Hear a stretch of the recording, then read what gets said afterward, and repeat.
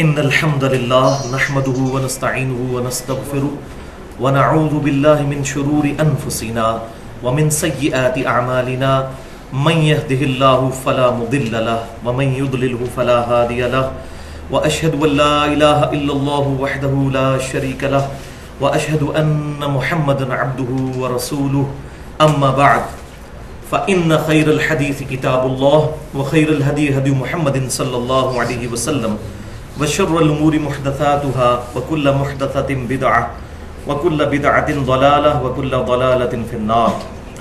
أعوذ بالله السميع العليم من الشيطان الرجيم من همزه ونفخه ونفثه. بسم الله الرحمن الرحيم.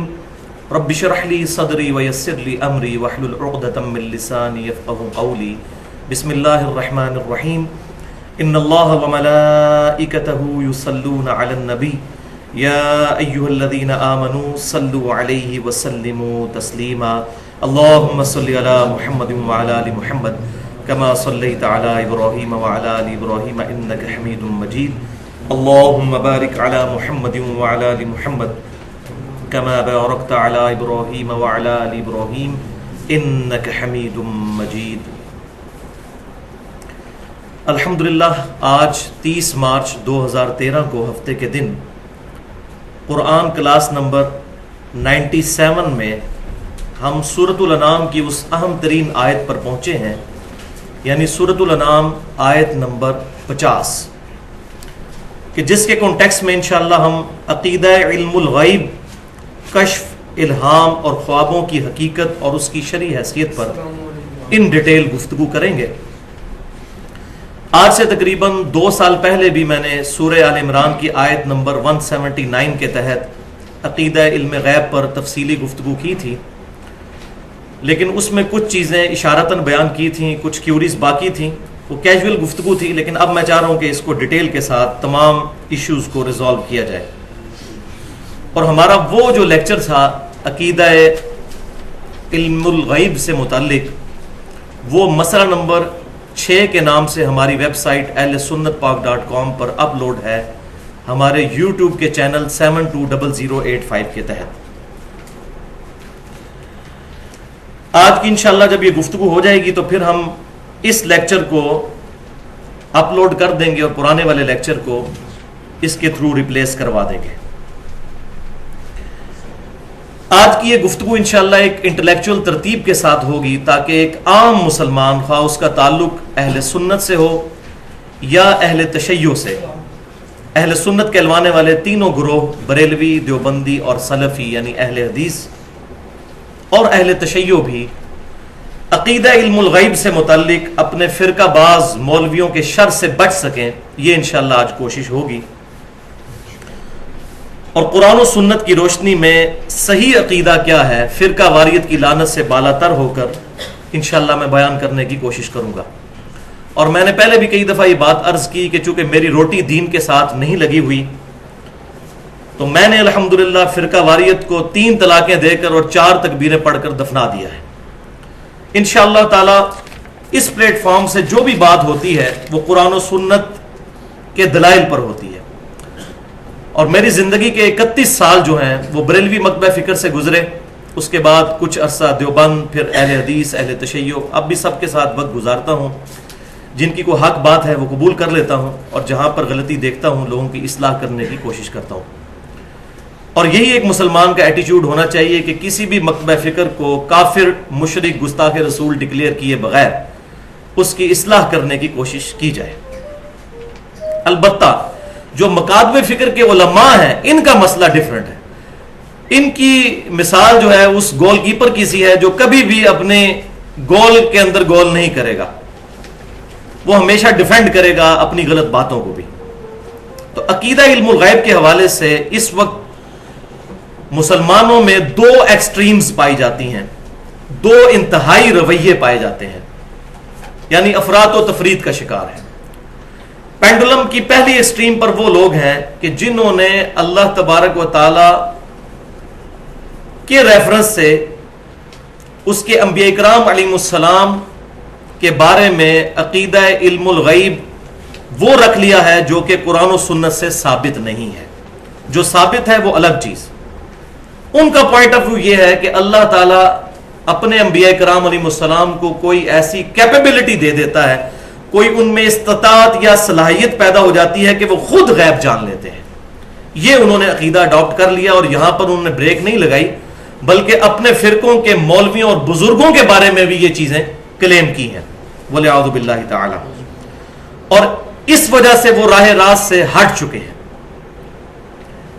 پینڈولم کی دوسری ایکسٹریم پر وہ لوگ ہیں کہ جنہوں نے ان لوگوں کی اصلاح کرنے کی کوشش کی بڑی نیک نیتی کے ساتھ، لیکن مسئلہ وہی ہے کہ جب بھی کسی فرقے کی بنیاد پر دوسرے فرقے کا رد کیا جاتا ہے، اسلام کی بنیاد پر نہیں، فرقوں کی بنیاد پر، تو پھر گمراہی آڑے آ جاتی ہے.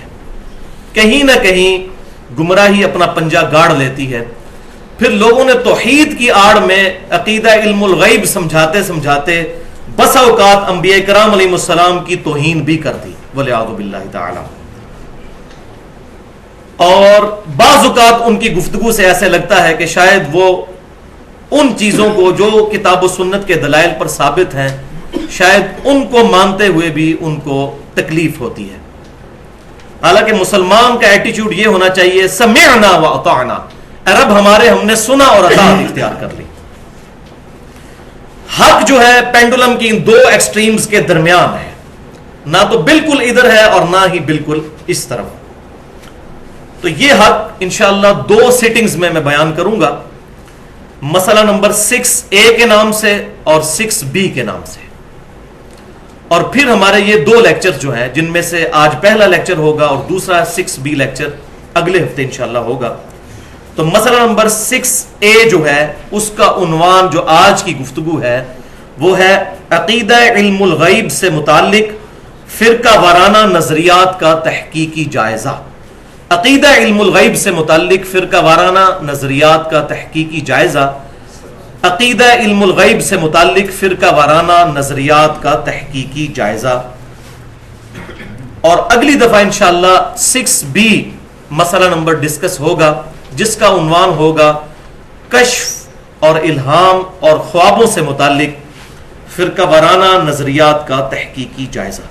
تو یہ انشاءاللہ ہماری 2 ویڈیو بکس بن جائیں گی تاکہ کسی کو سینکڑوں کتابیں کھنگالنے کی ضرورت نہ پڑے، سارے دلائل ایک جگہ الحمدللہ موجود پائے جائیں. آج کی جو گفتگو ہے مسئلہ نمبر 6A وہ 3 علمی پوائنٹس پر مشتمل ہوگی.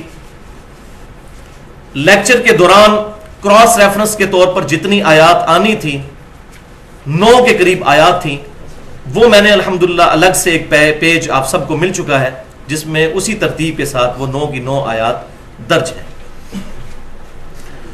ساتھ ہی ساتھ جو احادیث آئیں گی انشاءاللہ میں ان کے بھی ریفرنس دوں گا. اور آج کے لیکچر میں تقریباً 20 کے قریب احادیث ڈسکس ہوں گی. وہ تمام کی تمام احادیث صحیح بخاری اور صحیح مسلم سے ہی ہوگی، اور ان میں سے اکثر جو ہیں متفقن علیہ حدیثیں ہیں. 1-2 حدیثیں ایسی ہیں جو بخاری اور مسلم سے باہر ہوں گی، باقی سب کی سب صحیح بخاری اور صحیح مسلم سے.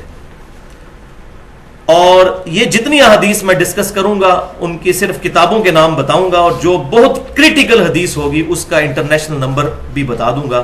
جو بیروت اور علماء حرمین کی جو عربی کتابیں چھپتی ہیں وہ انٹرنیشنل نمبرنگ جو احادیث کی کتابوں پر پاکستان میں بھی دارالسلام والے اردو میں چھاپ رہے ہیں وہ انشاءاللہ میں اس کا پورا ریفرنس دے دوں گا. پھر بھی اگر کسی کی کوئی کیوری ہو تو وہ لیکچر کے اینڈ میں مجھ سے سوال کر سکتا ہے. اور ساتھ ہی ساتھ ہمارے یہ جتنے لیکچر اپلوڈ ہوتے ہیں یہ کوئی لاوارث لیکچرز نہیں ہوتے، اس کے بعد بھی ہر ہفتے میں درجنوں بلکہ سینکڑوں ای میلز کے جواب بھی دیتا ہوں. اور میرا ای میل کا ایڈریس ہے mirza_95@yahoo.com. تو الحمدللہ کبھی ایسا نہیں ہوا کہ مجھے کوئی ای میل آئے اور میں اس کا جواب نہ دوں، اور نہ پتا ہو تو میں لکھ دیتا ہوں کہ میرے علم میں یہ بات نہیں ہے. اور جو ہمارا یوٹیوب کا چینل ہے 720085 اس کی ویڈیوز پہ بھی جتنے لوگ کمنٹس کرتے ہیں، ایون میرے خلاف بھی کرتے ہیں، میں نے کبھی کوئی کسی کا کمنٹ ڈیلیٹ نہیں کیا بلکہ پازیٹیو انداز میں اس کے جواب دینے کی کوشش کرتا ہوں. اب اللہ کا نام لے کر انشاءاللہ آج کا لیکچر جو 3 علمی پوائنٹس پر مشتمل ہے اس کو شروع کرتے ہیں. ایک دفعہ دروشی پڑھ لیجئے. اللہم صلی علی محمد وعلی آل محمد کما صلیت علی ابراہیم وعلی آل ابراہیم انک حمید مجید. اللہم بارک علی محمد وعلی آل محمد كما باركت على إبراهيم وعلى آل إبراهيم إنك حميد مجيد. پوائنٹ نمبر 1، علم الغیب کی ڈیفینیشن کیا ہے، تعریف کیا ہے اس کی، اور کون سی چیزیں ہیں جو علم الغیب میں داخل ہیں اور کون سی چیزیں ہیں جو علم الغیب میں داخل نہیں ہیں. اردو میں ہم علم الغیب کہہ دیتے ہیں، اصل میں یہ لفظ ہے الغیب. عربی زبان کے اندر الغیب کہتے ہیں القاموس ڈکشنری کے مطابق پوشیدہ شے کو، چھپی ہوئی چیز کو، اور اسی کا اپوزٹ ورڈ استعمال ہوتا ہے الشہادہ، جو ظاہر چیزیں ہیں. تو الغیب شریعت کی ٹرم میں علم الغیب سے مراد وہ علم ہے جو حواس خمسہ اور عقل کے دخل کے بغیر حاصل کر لیا جائے، اور اسی کو ہم کہتے ہیں نالج آف انسین. یہاں یہ بھی بات یاد رکھیں کہ جو بھی علم حواس خمسہ کے بغیر یا عقل کے علاوہ انسٹرومنٹس کے ذریعے حاصل ہوتا ہے وہ علم الغیب نہیں ہے، کیونکہ اس میں بھی کہیں نہ کہیں حواس خمسہ کا دخل ہو جاتا ہے، عقل کا دخل ہو جاتا ہے. مثال کے طور پر جو علم الٹرا ساؤنڈ کے ذریعے حاصل ہوتا ہے، جیسا کہ آج کل الٹرا ساؤنڈ کے ذریعے پریگنینسی کے بارے میں معلومات حاصل کر لی جاتی ہیں، تو یہ علم الغیب نہیں ہے، کیونکہ یہ سورس ہے ایک الٹرا ساؤنڈ کے ذریعے، اس سے ویوز پروڈیوس ہوتی ہیں اور وہ ماں کے پیٹ سے ریباؤنڈ ہو کر سکرین پر ایک شکل بناتی ہیں. یہ علم الغیب نہیں ہے، فزیکل نالج ہے، ٹینجیبل فارم میں. اسی طریقے سے مائکروسکوپ کے ذریعے جو چیزیں دیکھی جاتی ہیں خوردبین کے ذریعے، وہ بھی علم الغیب میں داخل نہیں. اسی طریقے سے ٹیلیسکوپ کے ذریعے جو دور دراز کی چیزیں دوربین کے ذریعے دیکھ لی جاتی ہیں، وہ بھی علم الغیب نہیں ہے.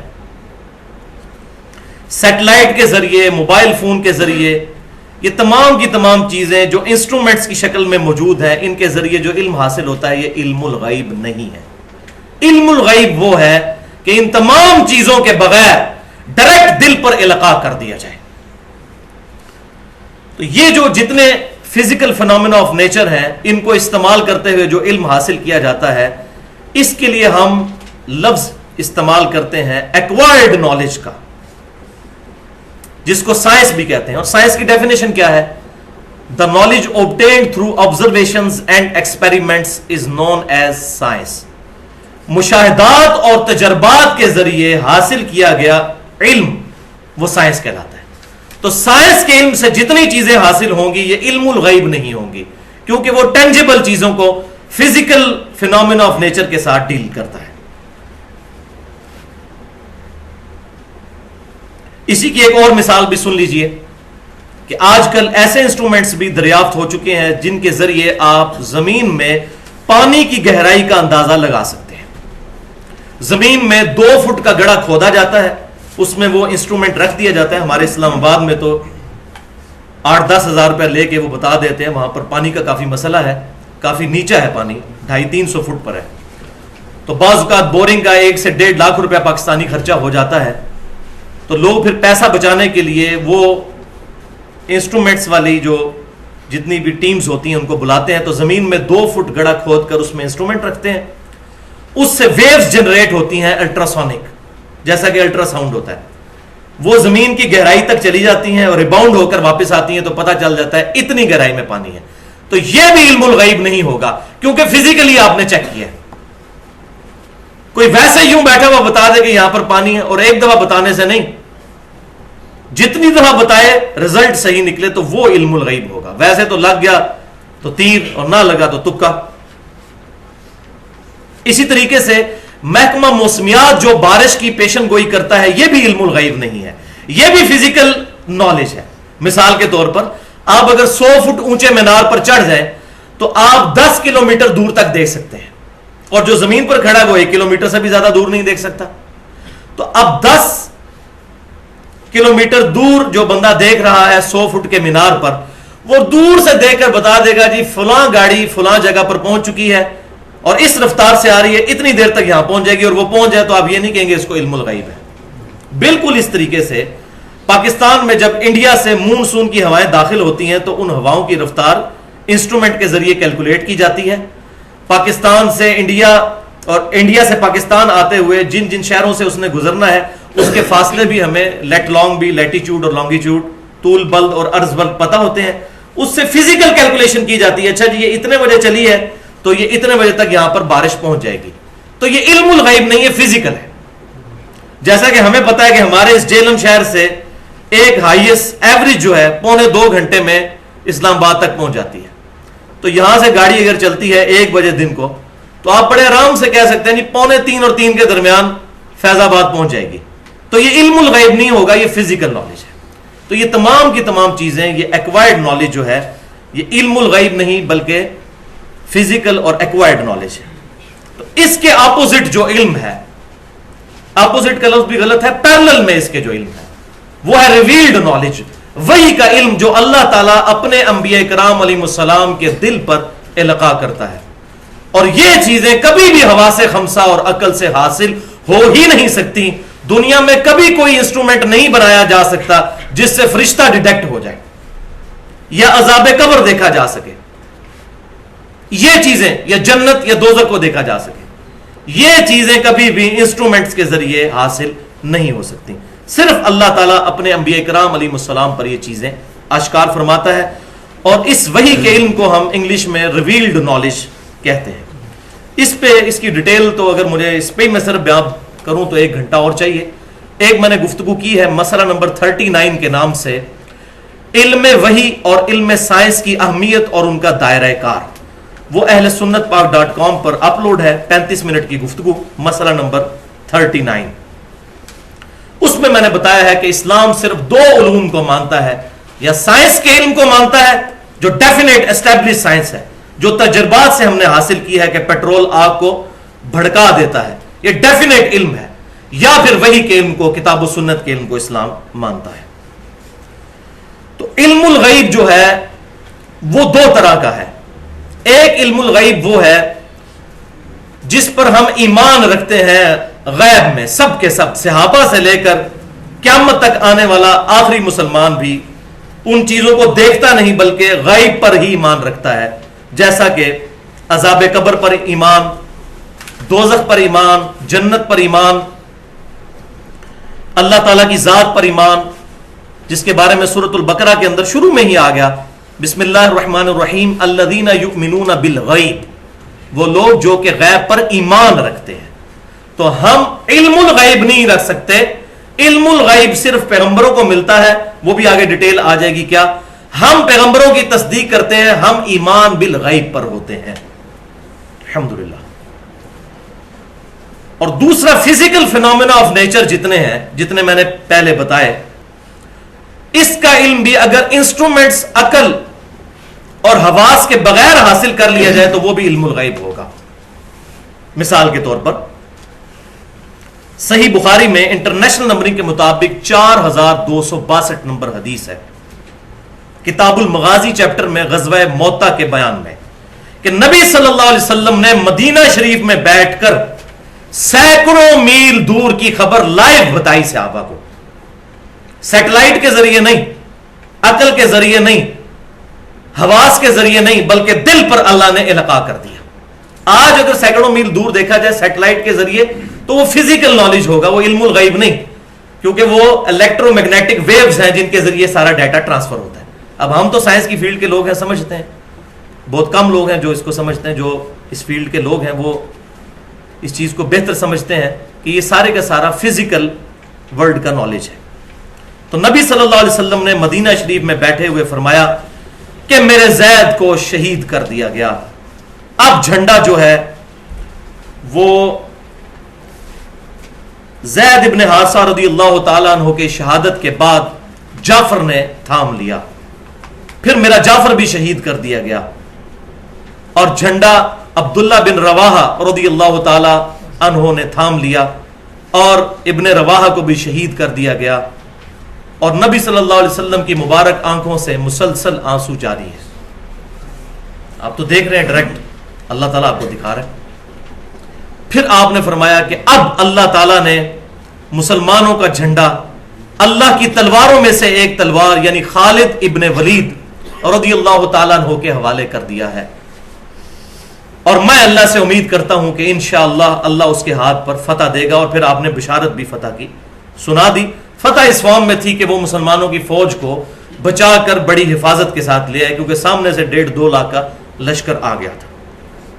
پھر سیدنا عمر کے دور میں جا کر شام فتح ہوا۔ اسی طریقے سے صحیح مسلم میں غزوہ بدر کے چیپٹر میں بھی انٹرنیشنل نمبرنگ کے مطابق کتاب الجہاد میں 4621 نمبر حدیث ہے، اور آگے چل کر بھی 7222 نمبر حدیث صحیح مسلم میں کہ نبی صلی اللہ علیہ وسلم نے غزوہ بدر سے ایک دن پہلے میدان بدر میں پڑاؤ ڈالا، اور آپ صلی اللہ علیہ وسلم نے اپنی مبارک انگلیوں سے زمین پر نشان لگائے، کل ابو جہل کی لاش یہاں پر پڑی ہوگی، کل امیہ ابن خلف کی لاش یہاں پر ہوگی، کل عتبہ کی لاش یہاں پر ہوگی۔ اور سیدنا عمر فاروق رضی اللہ تعالیٰ عنہ کہتے ہیں اللہ کی قسم، اس ذات کی قسم جس نے محمد صلی اللہ علیہ وسلم کو پیغمبر بنا کر مبعوث کیا، آپ صلی اللہ علیہ وسلم نے جن جن جگہوں پر نشانات لگائے سے ان جگہوں سے ذرا سے بھی ہٹ کر ان کافروں کی لاشیں نہیں پائی گئیں، ایگزیکٹ انہی جگہوں پر پائی گئی۔ اب یہ چیز کل ہونے والا واقعہ یہ دنیا میں کوئی انسٹرومنٹ نہیں بتا سکتا، تو یہ ہے علم الغیب۔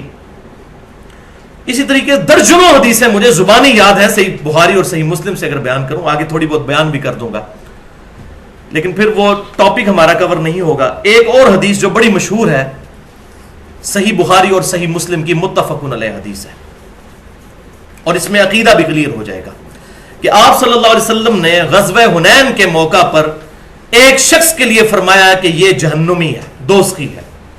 یہ مشہور حدیث ہے، ہم نے اکثر سنی ہوئی ہے۔ تو صحابہ اکرام علیہم رضوان کہتے ہیں کہ جب جنگ شروع ہوئی تو اس شخص نے بڑھ چڑھ کر جنگ میں حصہ لیا اور کافروں کو پچھاڑ کر رکھ دیا۔ قریب تھا کہ ہم سب کے سب لوگ شک میں پڑ جاتے کہ اسلام کی طرف سے اتنی بہادری کے جوہر دکھانے والا کیسے دوزخی ہو سکتا ہے۔ نبی صلی اللہ علیہ وسلم کے پاس حاضر ہوئے، یا رسول اللہ صلی اللہ علیہ وسلم اس نے تو اتنے کافر مار دیے، تو آپ نے فرمایا وہ دوزخی ہے۔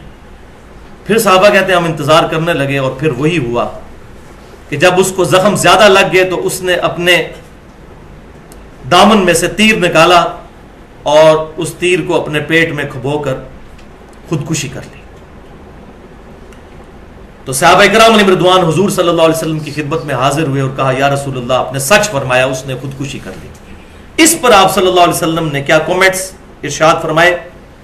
اشہد انی عبد اللہ ورسولہ، بے شک میں گواہی دیتا ہوں کہ میں اللہ کا بندہ اور اس کا رسول ہوں۔ کیوں؟ کہ یہ میرے رسول ہونے پر گواہی ہے کہ میں نے جو خبر دی یہ اللہ کی طرف سے ہے، میں اسی کا رسول ہوں۔ پھر آپ نے فرمایا اے بلال اٹھ اور لوگوں میں اعلان کر دے کہ جنت میں صرف مومن ہی داخل ہوگا، منافق نہیں، اور بسا اوقات اللہ تعالیٰ کسی فاسق سے بھی دین کا کام لے لیتا ہے وہ منافق تھا، بظاہر اس نے اسلام کا لبادہ اوڑا ہوا تھا اور فزیکلی بھی اسلام کی طرف سے پرفارمنس دی، لیکن دوست کی تھی، کیونکہ ایمان بنیادی شرط ہے۔ وَلِعَاذُ بِاللَّهِ تعالی۔ تو اس حدیث سے بالکل واضح ہو گیا کہ صحابہ کرام علیہم رضوان کو بھی نہیں پتا تھا کہ اس شخص کے ساتھ کیا معاملہ ہونے والا ہے۔ اب جو لوگ اپنے بزرگوں کے بارے میں یہ دعویٰ کرتے ہیں اور کہتے ہیں جی کہ شیخ عبد القادر جیلانی رحمۃ اللہ علیہ نے تو وعدہ کیا ہے کہ میرا کوئی بھی مرید ایسا نہیں جس کو میں جنت میں نہ لے کر جاؤں، یا تو بھائی صحابہ جب تک وہ خودکشی اس نے نہیں کی وہ صحابہ ہی تھا نا، صحابہ میں سے تھا نا، اس کے بارے میں بھی صحابہ کو کنفرم نہیں ہے، تو ان بزرگوں کے بارے میں اتنے بڑے بڑے دعوے کرنا جبکہ کوئی پیغمبر دنیا میں موجود نہیں کہ جس کے ذریعے سے علم الغیب حاصل ہو جائے، یہ بد عقیدگی کے سوا اور بعض اوقات شاید دار اسلام سے خارج کرنے والا عقیدہ ہی بن جائے، وَلِعَاذُ بِاللَّهِ تعالی۔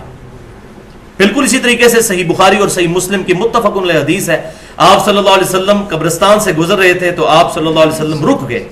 صحابہ نے پوچھا یا رسول اللہ آپ کیوں رکے؟ تو آپ صلی اللہ علیہ وسلم فرمایا ان دو قبر والوں کو عذاب ہو رہا ہے۔ اب صحابہ کو تو 4 فٹ نیچے نہیں زمین میں نظر آیا، بعد کے بزرگ کہتے ہیں جی مشرق میں بیٹھے ہو تو مغرب دیکھ لیتے ہیں. اور قصیدہ غوثیہ ایسا جھوٹا مشہور کیا جس میں لکھا ہے کہ شیخ عبد القادر جیلانی فرماتے ہیں معاذ اللہ استغفر اللہ، انہوں نے نہیں فرمایا کہ میں پوری دنیا کو پوری زمین کو اس طرح دیکھتا ہوں جیسے ہتھیلی پر گندم یا جو کا دانہ، والعیاذ باللہ تعالی. ہم تو اپنی کمر پہ نہیں دیکھ سکتے. تو اتنے بڑے بڑے دعوے ان بزرگوں کی طرف منسوب کر دیے. تو صحابہ کرام کو تو 4 فٹ نیچے نہیں نظر آیا، تو نبی صلی اللہ علیہ وسلم نے بتایا، ان کو تو اللہ نے دکھا دیا تھا. فرمایا کہ ان میں سے ایک ایسا شخص تھا جو پیشاب کے چھینٹوں سے نہیں بچتا تھا اور دوسرا چغلی کھایا کرتا تھا. والعیاذ باللہ تعالی. تو الذین یؤمنون بالغیب، تو صحابہ کرام علیہم رضوان اور پوری امت سمیت ہم ایمان بالغیب رکھنے والے ہیں. اگرچہ نبی صلی اللہ علیہ وسلم کے بتانے سے ہمارے پاس علم آ گیا، لیکن ہم نے چونکہ خود نے یہ چیزیں دیکھی، ہمارا ایمان بالغیب ہے. اور نبی صلی اللہ علیہ وسلم کو اللہ تبارک و تعالی نے علم الغیب، ان چیزوں کا یا غیبی خبر عطا فرمائی. وہ آگے ڈیٹیل آ بھی جائے گی. اچھا، بعض لوگ اب اس معاملے میں تھوڑا سختی کا شکار ہوتے ہیں اور وہ کہتے ہیں کہ دیکھیں جب نبی کو پتا چل گیا کہ عذاب قبر ہو رہا ہے تو نبی کو تو نظر آ گیا، تو علم الغیب نہ رہا. پارشلی یہ بات درست ہے کہ پیغمبر کے لیے وہ علم الغیب نہیں رہا، اس کو تو نظر آ گیا. اور انہی معنوں میں اللہ تعالیٰ کے لیے بھی کوئی چیز علم الغیب میں نہیں ہے، کیونکہ اللہ کے سامنے ساری چیزیں آنے واحد میں حاضر ہیں. لیکن اللہ کیا فرماتا ہے؟ عالم الغیب والشہادہ، اللہ غائب اور شہادت، چھپی ہوئی اور ظاہر چیزوں کا جاننے والا ہے. اس سے تو کوئی بات چھپی بھی نہیں ہے. تو کیا مراد؟ جو تمہارے لیے چھپی ہوئی ہے ان کو میں جانتا ہوں. تو پھر بھی اللہ اس کے لیے علم الغیب کا لفظ بولتا ہے. بالکل اس طریقے سے نبی صلی اللہ علیہ وسلم پر بھی جو چیزیں اللہ آشکار کر دے ہمارے ریفرنس سے وہ علم الغیب ہی رہیں گی، غیبی خبریں ہی رہیں گی. ورنہ اگر اس کو علم الغیب نہیں ماننا پھر معاذ اللہ استغفر اللہ، اللہ کے لیے بھی کوئی علم الغیب نہیں، اللہ کے سامنے بھی ساری چیزیں حاضر ہیں. تو اس چیز کو سمجھیں. اور الحمدللہ اب جو سعودی عرب سے قرآن پاک چھپتا ہے، احسن البیان، جو پاکستان میں ایک بہت بڑے سلفی عالم ہیں لاہور کے،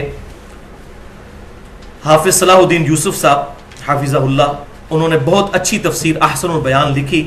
وہی سعودی گورنمنٹ جو ہے اردو زبان میں انڈیا، پاکستان اور بنگلہ دیش سے جو لوگ حج کرنے جاتے ہیں ان کو فری نسخہ دیا جاتا ہے.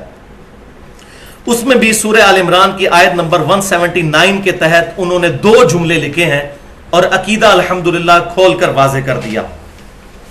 یہ میں اس لیے بیان کر رہا ہوں کہ ہمارے اہل حدیث مکتبہ فکر کے لوگوں کے، بعض لوگوں کے، سب کی نہیں میں بات کرتا ہوں، ان کے دماغ میں یہ کیڑا پتہ نہیں کس نے ڈال دیا ہے. تو میں ان کے لیے یہ بتا رہا ہوں کہ پہلا جملہ انہوں نے لکھا اس میں کہ اللہ تعالیٰ جب چاہتا ہے اپنے رسولوں میں سے جس کو چاہے غیب کا علم عطا فرما دیتا ہے. یہ جھگڑتے رہتے ہیں جی غیبی خبر کہنا چاہیے، علم نہیں. بھائی جو چیز علم میں آ گئی اس میں علم کا لفظ ہی بولا جائے گا. علم کسے کہتے ہیں؟ نالج کو. اور دوسرا جملہ انہوں نے لکھا ہے غیب کا علم اللہ صرف رسولوں کو دیتا ہے، اور جتنا ان کی رسالت کی انجام دہی کے لیے ضروری ہوتا ہے اتنا، انلمیٹڈ نہیں، لمیٹڈ. وہ آگے آ بھی جائے گی انشاءاللہ تفصیل. تو یہ الحمدللہ ہماری پوائنٹ نمبر 1 کور ہوا. اب آتے ہیں پوائنٹ نمبر 2 کی طرف. اب آپ اپنا پیج نکال لیجئے جس میں کراس ریفرنس کے طور پر 9 آیات لکھی ہوئی ہیں. پوائنٹ نمبر 2 میں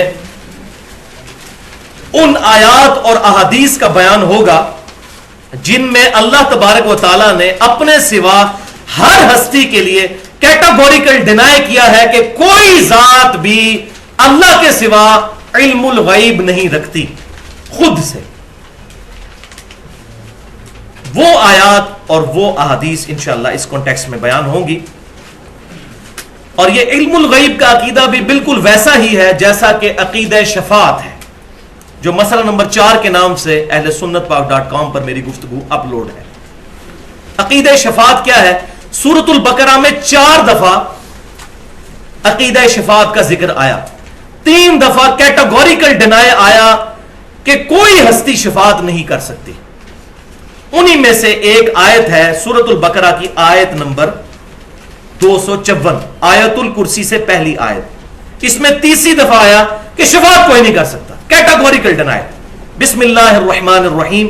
آپ کے ریفرنس پیج پہ پہلی آیت یہی ہے, سورۃ البقرہ آیت نمبر 254. یا ایھا الذین آمنوا انفقوا, اے ایمان والو خرچ کرو, مما رزقناکم, جو رزق ہم نے تمہیں دیا ہے, اللہ کی راہ میں اس کو خرچ کرو, من قبل ان یاتی یوم لا بیع فیہ, اس قیامت کے دن کے آنے سے پہلے پہلے جس دن کوئی تجارت نفع نہیں دے گی, ولا خلۃ, اور کسی کی دوستی نفع نہیں دے گی, ولا شفاعت, اور کسی کی شفاعت بھی نفع نہیں دے گی, والکافرون هم الظالمون, اور کافر ہی ظالم ہے. تو اس آیت میں کیٹاگوریکل ڈینائی آیا کہ کوئی تجارت نفع نہیں دے گی, کوئی دوستی, کوئی شفاعت نہیں دے گی. تو 3 دفعہ ڈینائی کے بعد پھر اس سے اگلی آیت آیت الکرسی جو ریفرنس 2 پر ہے, اس میں آیا من ذا الذی یشفع عندہ الا باذنہ. یہ پھر واحد موقع آیا سورۃ البقرہ میں جہاں آیا کہ کون ہے جو اللہ کے حضور کسی کی سفارش کرے مگر اس کے اذن سے. تو ان دونوں آیات کو جوڑنے سے یہ بات سمجھ آئی کہ اللہ کی اجازت کے بغیر کوئی خود سے کسی کی دھونس کے ساتھ بالوجاہت شفاعت کر ہی نہیں سکتا کہ یہ میرا رشتہ دار ہے یا یہ میرا چاہنے والا ہے, میں اس کو زبردستی دھونس کے ساتھ نہیں. اللہ اجازت دے گا تو کر. بالکل اسی طریقے سے علم الغیب کوئی خود نہیں حاصل کر سکتا جب تک کہ اللہ تعالیٰ خود آشکار نہ کر دے اپنے انبیاء پر علیہم السلام. اب آ جائیے جناب اسی پیج پر ریفرنس نمبر 3 پہ جو آیت جو ہماری درس قرآن کی آج آیت ہے, سورۃ الانعام آیت نمبر 50. بسم اللہ الرحمن الرحیم.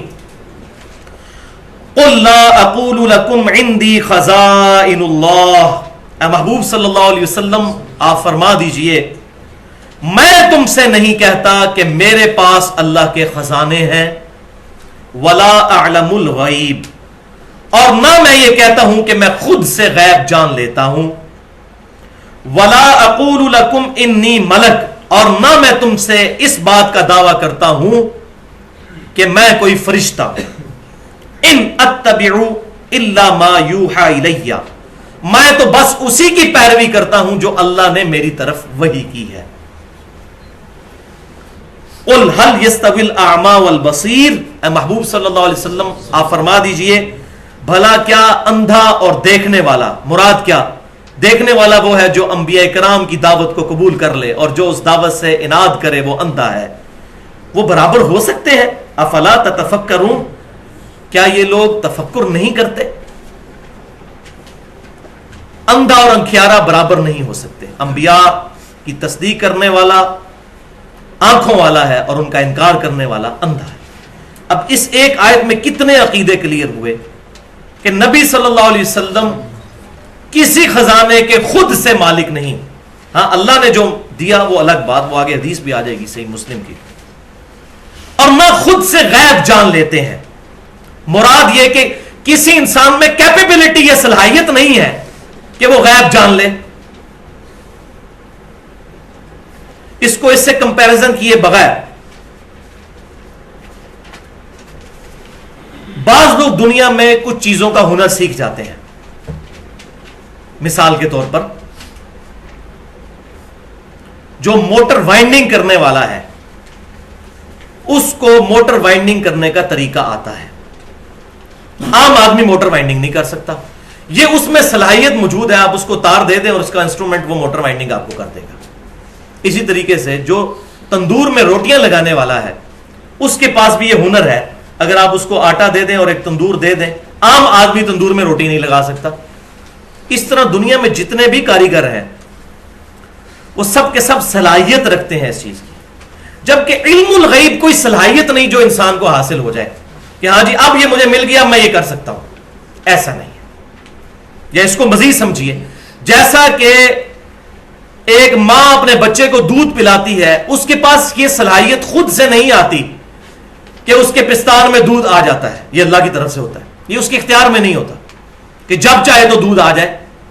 کوئی صلاحیت نہیں ہوتی, بلکہ جب اللہ چاہتا ہے اس کے لیے دودھ کو ظاہر کر دیتا ہے, وہ بچے کی خوراک کے طور پر. بالکل اس طریقے سے انبیاء کرام علیہ السلام پر جو غیب کی خبریں آشکار ہوتی ہیں وہ خود اس کی صلاحیت نہیں رکھتے, بلکہ اللہ جب چاہتا ہے ان پر آشکار کر دیتا ہے، اور جب اللہ کرتا ہے تو اس پر علم الغیب کا ہی لفظ بولا جائے گا، کیونکہ ہمارے لیے باہر وہ بہرحال غیب کی چیزیں ہی رہنی ہیں، ہمارے اعتبار سے وہ غیب ہی ہے۔ تو اس میں فرمایا گیا کہ میں خود سے غیب نہیں جانتا اور نہ میں کہتا ہوں میں فرشتہ ہوں، اور ظاہر فرشتے تو نہیں، انسان تو فرشتوں سے افضل ہے۔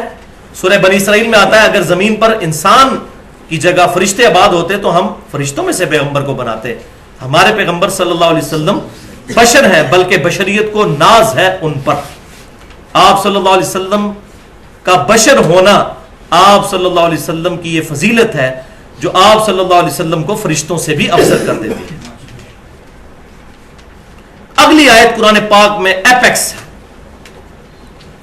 اس سے زیادہ واضح آیت اس ٹاپک کے اوپر نہیں، جس میں کئی عقیدے کلیئر ہو جائیں گے، اور یہ ایک آیت اگر لے لی جائے تو پاکستان کے 80% لوگ جن کے عقیدوں میں بگاڑ ہے ان کے عقیدے صحیح ہو جائیں گے۔ سورۃ الاعراف آیت نمبر 188، آپ کے ریفرنس پیج پہ 4 نمبر۔ بسم اللہ الرحمن الرحیم، قل لا املک لنفسی نفعا ولا ضرا، اے محبوب صلی اللہ علیہ وسلم اپنی زبان مبارک سے اعلان کر دیجئے کہ میں تو اپنی جان کے لیے بھی نہ نفع کا اختیار رکھتا ہوں اور نہ نقصان کا، الا ما شاء اللہ، مگر جو اللہ میرے لیے فیصلہ کر دے، میں بھی اسی کے مرہون منت ہوں۔ اب ذرا ساتھ ساتھ سوچتے جائیے، جو ہمارے انڈیا پاکستان اور بنگلہ دیش میں لوگ دعوے کرتے ہیں کہ فلاں بزرگ چاہیں تو یہ کر دیں تو وہ کر دیں، بولے اعوذ باللہ تعالی۔ وَلَوْ كُنْتُ أَعْلَمُ الْغَيْبِ، اور اے نبی یہ بھی فرما دیجئے اگر میں خود سے غیب جان لیتا، وہی بات کہ کیپیبلٹی میرے اندر ہوتی بغیر اللہ کے بتائے ہوئے، لَسْتَكْثَرْتُ مِنَ الْخَيْرِ، تو میں بہت سی بھلائیاں جمع کر لیتا خود سے، اور اس کی فارم کیا ہوتی؟ وَمَا مَسَّنِيَ السُّوءُ، مجھے کوئی بھی تکلیف کبھی نہ پہنچ سکتی۔ اگر مجھے غیب کی خبریں خود پتہ چل جاتی مجھے کبھی بھی کوئی تکلیف نہ آتی۔ حقیقت بات ہے، نبی صلی اللہ علیہ وسلم کیا، دنیا کا کوئی بھی انسان اگر یہ فورس ہی کر لے کہ مجھے یہ تکلیف آ جائے گی فلاں ٹائم پہ، اور اس کے پاس بچنے کی سبیل ہو، مثال کے طور پر مجھے یہ بات پتہ چل جائے کہ اگر میں صبح جہلم سے اسلام آباد کے لیے سفر اختیار کرتا ہوں تو ہائیس کا ایکسیڈنٹ ہو جائے گا اور اس میں 10 بندے مارے جائیں گے، ہو سکتا ہے ان میں سے میں بھی ہوں، تو میں کبھی بھی نہیں گھر سے نکلوں گا۔ تو اے نبی فرما دیجیے اگر میں خود سے غیب جان لیتا ہوتا تو میں بھلائیاں بہت ساری جمع کر لیتا، مجھے کوئی تکلیف نہ کبھی پہنچتی۔ ان انا الا نذیر و بشیر، میں تو نہیں ہوں مگر ایک ڈر سنانے والا اور خوشخبری دینے والا، اللہ کے مجرمین کو آخرت کا ڈر سنانے والا اور مومنین کو قیامت کے دن اللہ تعالیٰ کی جنتوں کی خوشخبری دینے والا، لقوم یؤمنون، اور ان کے لیے جو واقع ہی یقین کرنا چاہیں، ایمان لانا چاہیں۔ جو نہیں ماننا چاہتا وہ بے شک خود دوزخ کا راستہ اختیار کرے۔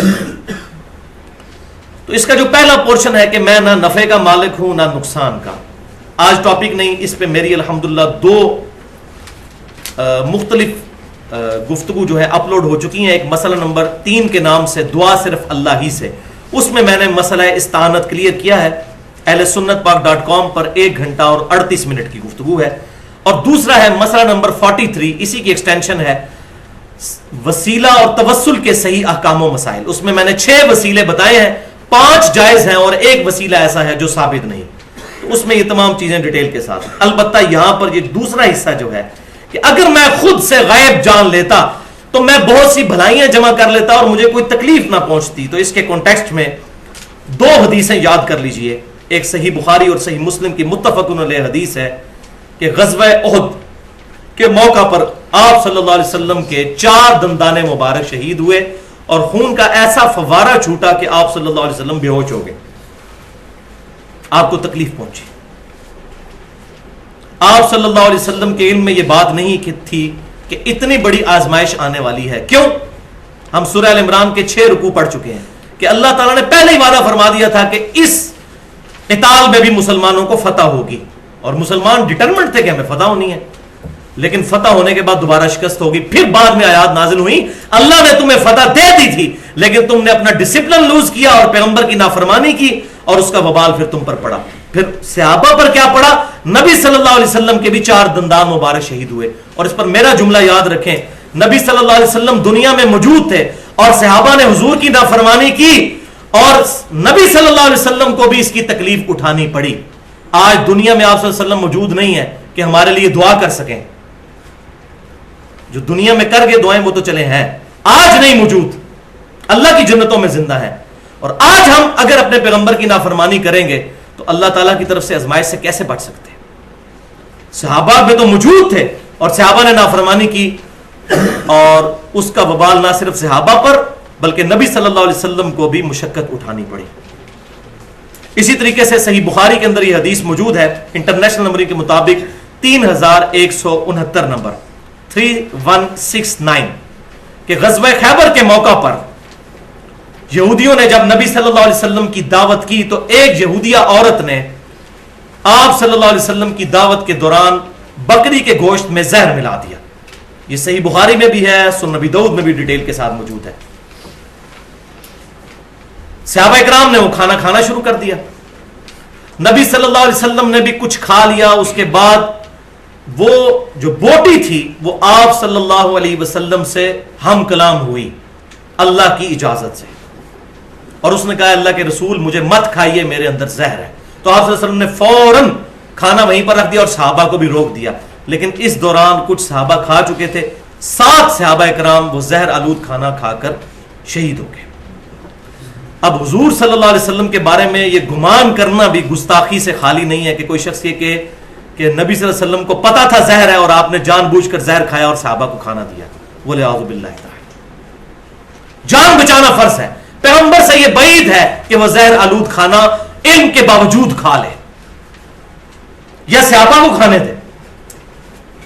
حریص علیکم بالمؤمنین رؤوف الرحیم. نبی صلی اللہ علیہ وسلم تو مومنین کی جانوں سے بھی زیادہ ان پر شفقت فرمانے والے ہیں. تو ہر بندہ اپنی جان کی حفاظت کرتا ہے. اگر اس سے زیادہ فرمانے والے ہیں تو آپ صلی اللہ علیہ وسلم بعد میں جو روک دیا, پہلے روک دیتے, اس کا مطلب ہے بعد میں علم میں آیا اور وہ اللہ تعالیٰ نے اس بوٹی کو بولنے کی صلاحیت دی اور نبی صلی اللہ علیہ وسلم پر وہ علم الغیب اشکار ہو گیا. بلکہ صحیح بخاری میں موجود ہے نبی صلی اللہ علیہ وسلم کے وفات کے چیپٹر میں اس سے 4 سال بعد, یعنی یہ زہر کھانے کے 4 سال بعد, صحیح بخاری میں حدیث ہے, وفات کے دنوں میں آپ صلی اللہ علیہ وسلم اما عائشہ رضی اللہ تعالیٰ عنہا سے کہا کرتے تھے کہ وہ خیبر کے موقع پر جو مجھے زہر دیا گیا تھا آج بھی اس کی تکلیف میں محسوس کرتا ہوں جیسا کہ میرے وہ جگر کی رگوں کو کاٹ رہا ہو زہر.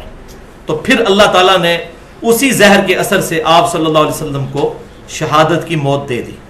موت تو آنی تھی لیکن شہادت کی اس طریقے سے آئی حکمی اعتبار سے. اب اگلی 2 آیات جو ہیں اس کانٹیکسٹ میں بخاری اور مسلم میں احادیث بھی موجود ہیں. میں حدیث کے ساتھ اس آیت کو بیان کروں گا تاکہ یہ ویژن کلیئر کٹ ہمارے سامنے آئے. پہلی حدیث صحیح بخاری اور مسلم کی متفق علیہ حدیث ہے. اما عائشہ رضی اللہ تعالی عنہا کا قول ہے, وہ کہتی ہیں وہ شخص جھوٹا ہے جو یہ کہتا ہے کہ نبی صلی اللہ علیہ وسلم یہ بتا دیا کرتے تھے کہ کل کیا ہوگا. وہ جھوٹا ہے اور اللہ پر بھی جھوٹ باندھنے والا ہے. تم قرآن نہیں پڑھتے. پھر اما عائشہ نے یہ آیت تلاوت کی, ریفرنس نمبر 5 سورۃ النمل آیت نمبر 65.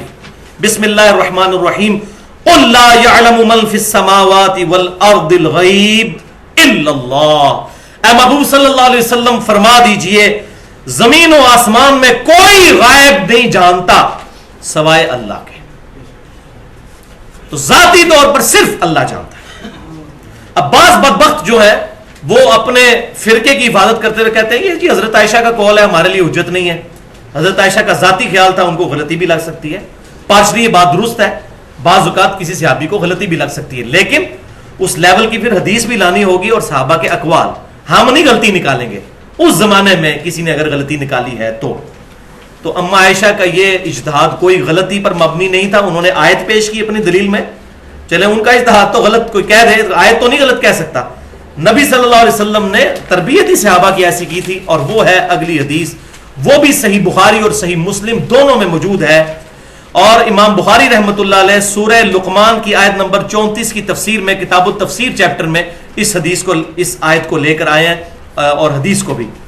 اور وہ کیا ہے کہ آپ صلی اللہ علیہ وسلم نے فرمایا کہ غیب کی کنجیاں 5 ہیں جن کو اللہ کے سوا کوئی نہیں جانتا. پھر آپ صلی اللہ علیہ وسلم نے فرمایا کہ وہ کیا ہے.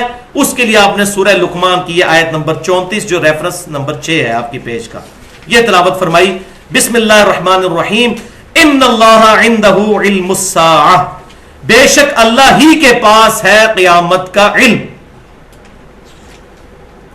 وَيُنَزِّلُ الْغَيْثَ, اور وہی بارش نازل فرماتا ہے. دو چیزیں ہوگی. تیسری وَيَعْلَمُ مَا فِي الْأَرْحَامِ, اور اسی کے علم میں ہے کہ ماں کے پیٹ میں کیا ہے. یہاں یہ نہیں آیا کہ لڑکا یا لڑکی, یہ مولویوں نے غلط ترجمے کیے ہیں. ماں کے پیٹ میں کیا ہے وہ آگے میں تفصیل بیان کرتا ہوں. وَمَا تَدْرِي نَفْسٌ مَاذَا تَكْسِبُ غَدًا, اور کوئی جان نہیں جانتی کہ وہ کل کیا کمائے گی, اس کے ساتھ مستقبل میں کیا ہونے والا ہے. چار چیزیں. پانچویں وَمَا تَدْرِي نَفْسٌ بِأَيِّ أَرْضٍ تَمُوتُ, اور کوئی جان نہیں جانتی کہ اس کو کس سرزمین میں موت آئے گی. اور حقیقت بات ہے کسی انسان کو اپنا ایگزٹ نہیں پتا. کسی نے قتل ہونا ہے تو کسی نے روڈ ایکسیڈنٹ میں مرنا ہے, تو کسی نے خودکش حملے میں مرنا ہے, کسی نے سمندر میں ڈوب کے مرنا ہے, تو کسی نے بسترے پر کینسر سے مرنا ہے, تو کسی نے ٹی بی سے مرنا ہے, کسی نے ایئر کریش میں مرنا ہے. کسی کو نہیں پتا کہ کس نے کس طریقے سے مرنا ہے. ان اللہ علیم خبیر, بے شک اللہ تعالیٰ ہی علم رکھنے والا اور خبر رکھنے والا ہے. بے شک. اب اسی آیت کے کانٹیکسٹ میں ایک اور حدیث بھی ہے جو صحیح بخاری اور صحیح مسلم میں ہے.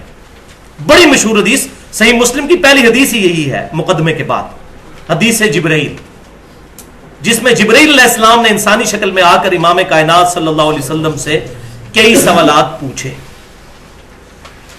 ان میں سے ایک سوال یہ تھا کہ بتائیے قیامت کب آئے گی. صحیح بخاری میں بھی ہے, صحیح مسلم میں بھی ہے. آپ صلی اللہ علیہ وسلم نے فرمایا جس شخص سے سوال کیا جا رہا ہے, یعنی میں, اس شخص سے زیادہ نہیں جانتا جو مجھ سے سوال کر رہا ہے. یعنی اس کے بارے میں ہمارا علم برابر ہے, یعنی مجھے بھی نہیں پتا اور تمہیں بھی نہیں پتا. تو سوال کرنے والے جبرائیل علیہ السلام نے عرض کی کیا اللہ کے رسول پھر آپ قیامت کی نشانیاں بیان فرما دیں, اگر قیامت کا نہیں پتا کہ کب کس سن میں کس صدی میں آئے گی, کوئی نشانیاں. تو وہ آپ صلی اللہ علیہ وسلم کو نشانیاں پتا تھیں. آپ صلی اللہ علیہ وسلم نے فرمایا نشانیاں یہ ہیں کہ کنیزیں اپنے آقاؤں کو جنم دیں گی. مراد کیا کہ جیسے ایک مالک ہوتا ہے اس کی ایک کنیز ہوتی ہے, اس کی نوکرانی ہوتی ہے, بالکل یہی سٹیٹس ہو جائے گا کہ بیٹے اپنی ماں کے ساتھ یہی سلوک کریں گے. کنیزیں اپنے آقاؤں کو جنم دیں گی, یعنی ہوں گے تو بیٹے لیکن ان کے ساتھ غلاموں والا سلوک کریں گے. اور آج یہ حالت ہمارے سامنے ہے. پھر فرمایا برہنہ بدن ننگے پاؤں والے لوگ حکمران بن جائیں گے. آج ہمیں بھی نظر آ رہا ہے. اور تیسری چیز فرمائی کہ چرواہے, بکریاں چرانے والے لوگ بلند بلند عمارتیں تعمیر کر لیں گے. اور اس وقت دیکھ لیں دنیا کی سب سے بڑی عمارت جو ہے وہ دبئی کے اندر ہے, وہ چرواہے ہیں. سارے عرب کے چرواہے ہیں جنہوں نے یہ سارے کا سارا معاملات کیے ہیں.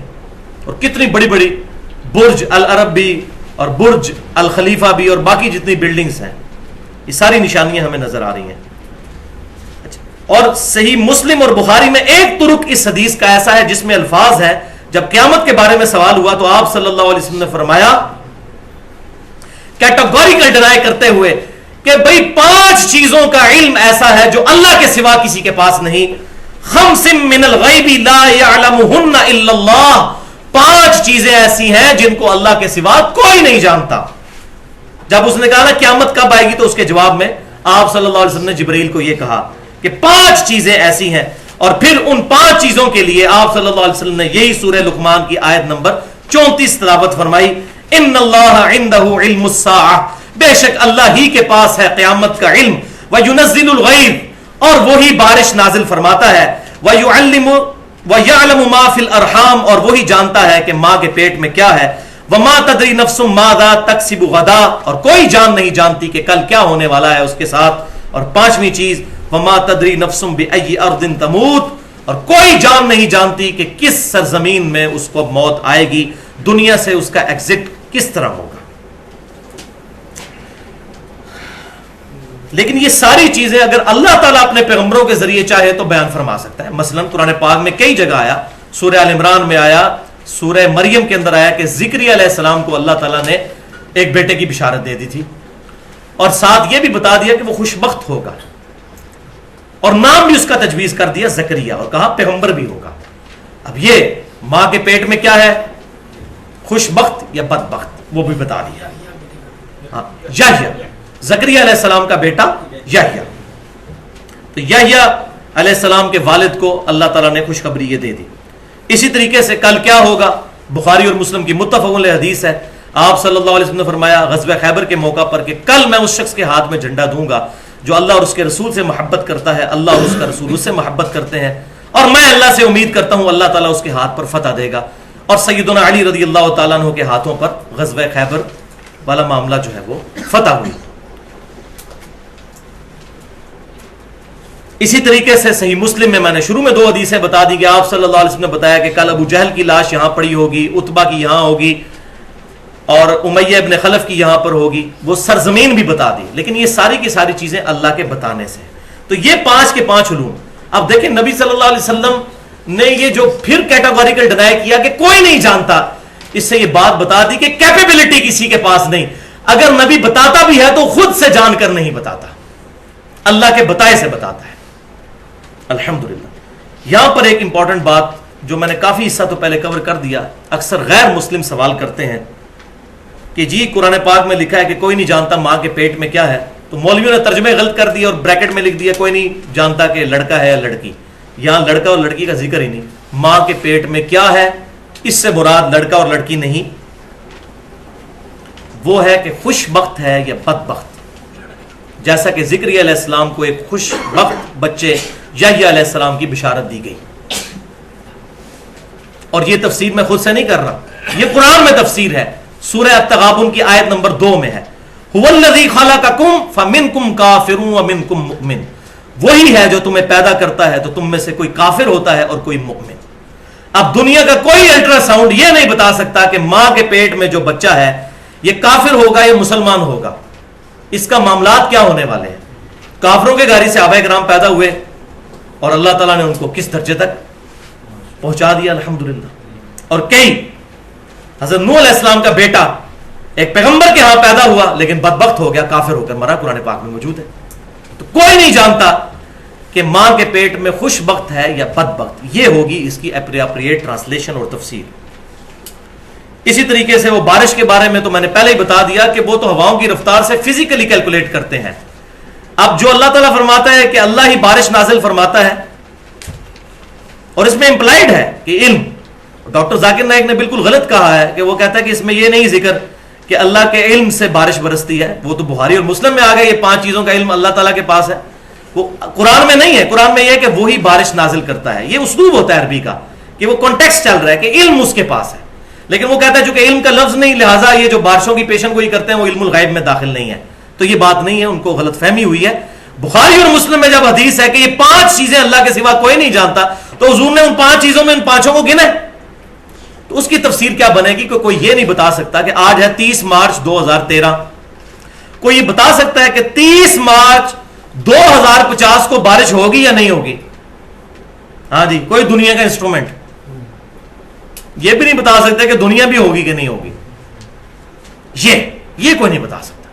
باقی جو فزیکلی کیلکولیشن ہوتی ہے کہ وہاں سے ہوائیں چل پڑیں، وہ تو ہواؤں کی رفتار سے آپ فزیکل کیلکولیشن کرتے ہیں۔ جیسا کہ جو بندہ ہوائی جہاز میں سفر کر رہا ہوتا ہے وہ تو 40-50 کلومیٹر دور شہر بھی دیکھ رہا ہوتا ہے، زمین والا تو نہیں دیکھ رہا ہوتا، تو اس کے لیے تو 3-4 شہر ایک ہی رو میں اس کو نظر آ رہے ہوتے ہیں، تو وہ فزیکل کیلکولیشن ہے۔ تو یہ جو آیا کہ اس کے علم سے بارش برستی ہے، کوئی یہ نہیں بتا سکتا کہ فلاں تاریخ کو بارش ہوگی یا نہیں ہوگی، اور وہ تاریخ بھی دور کی ہونی چاہیے۔ یہ نہیں کہ ہوائیں چل پڑی ہیں، ہائیسٹ چل پڑی ہے پنڈی سے 3 بجے، تو ظاہر ہے کہ وہ 4:45 تک جیلم پہنچ ہی جائے گی اگر کوئی ایکسیڈنٹ نہیں ہوا، یہ نہیں۔ یہ بتایا جائے کہ فلاں نمبر کی ہائیسٹ 2050 میں کس روٹ پہ چل رہی ہوگی، یہ کوئی بتائے، تو یہ ہے علم الغیب جو حواس خمسہ کے ذریعے، عقل کے ذریعے نہیں حاصل ہو سکتا، بلکہ دل پر القاء ہوتا ہے پیغمبروں کے ذریعے۔ یہ الحمدللہ ہماری گفتگو مکمل ہوئی۔ اب آخری پوائنٹ کی طرف آتے ہیں، پوائنٹ نمبر 3 جو کنکلوڈنگ پوائنٹ ہے آج کی گفتگو کا۔ ایک دفعہ درود شریف پڑھ لیجئے۔ اللہم صلی علی محمد وعلی آل محمد کما صلیت علی ابراہیم وعلی آل ابراہیم انک حمید مجید۔ اللہم بارک علی محمد وعلی آل محمد कमा बारकत अला इब्राहीम व अला आलि इब्राहीम इन्नका हमीदुम मजीद। पॉइंट नंबर 3, कुरान हकीम और सही अहादीस जो इस तरफ इशारा करती हैं कि अल्लाह ताला अपने पैगंबरों को अलैहिमुस्सलाम इल्मुल गैब या गैबी खबरें अता फरमा देता है बाज चीजों की, लेकिन लेकिन लेकिन 3 दफा लेकिन ये कैपेबिलिटी या सलाहियत या इस्तिताअत नहीं होती कि खुद से हासिल कर ले कि जी अब इसको ये सलाहियत मिल गई है जब चाहे जो चीज मालूम कर ले, ऐसा नहीं, ये चीज नहीं, बल्कि जब अल्लाह चाहेगा उसमें पैगंबर के इख्तियार को भी दखल नहीं होती। हां दुआ फरमाए अल्लाह ताला आश्कार कर दे, तो यह मामला होता है गैर इरादी। और इसका जिक्र कहां है? कुरान पाक में सूरह आल इमरान आयत नंबर 179, बिस्मिल्लाहिर्रहमानिर्रहीम, पेज पर रेफरेंस नंबर है 7। वमा कान अल्लाहु लियुतलिअकुम अलल गैब, और अल्लाह की यह शान नहीं है कि तुम पर गैब आश्कार कर दे, इतला दे दे। ऐ लोगों, तुम्हें अल्लाह ताला गैब नहीं अता फरमाएगा, यह अल्लाह की शान के खिलाफ है। वलाकिन अल्लाह, लेकिन अल्लाह यज्तबी मिन रुसुलिही मन यशा, चुन लेता है अपने रसूलों में से जिसे चाहता है उसको यह खबर देता है। फ़आमिनु बिल्लाहि व रुसुली, और तुम्हारा काम क्या है? सहाबा का भी और क़यामत तक आने वाले आखिरी मुसलमान का एक ही स्टेटस है, ईमान लाओ अल्लाह पर, उसके रसूल पर, जितनी खबरें उन पर ईमान लाओ, तस्दीक करो।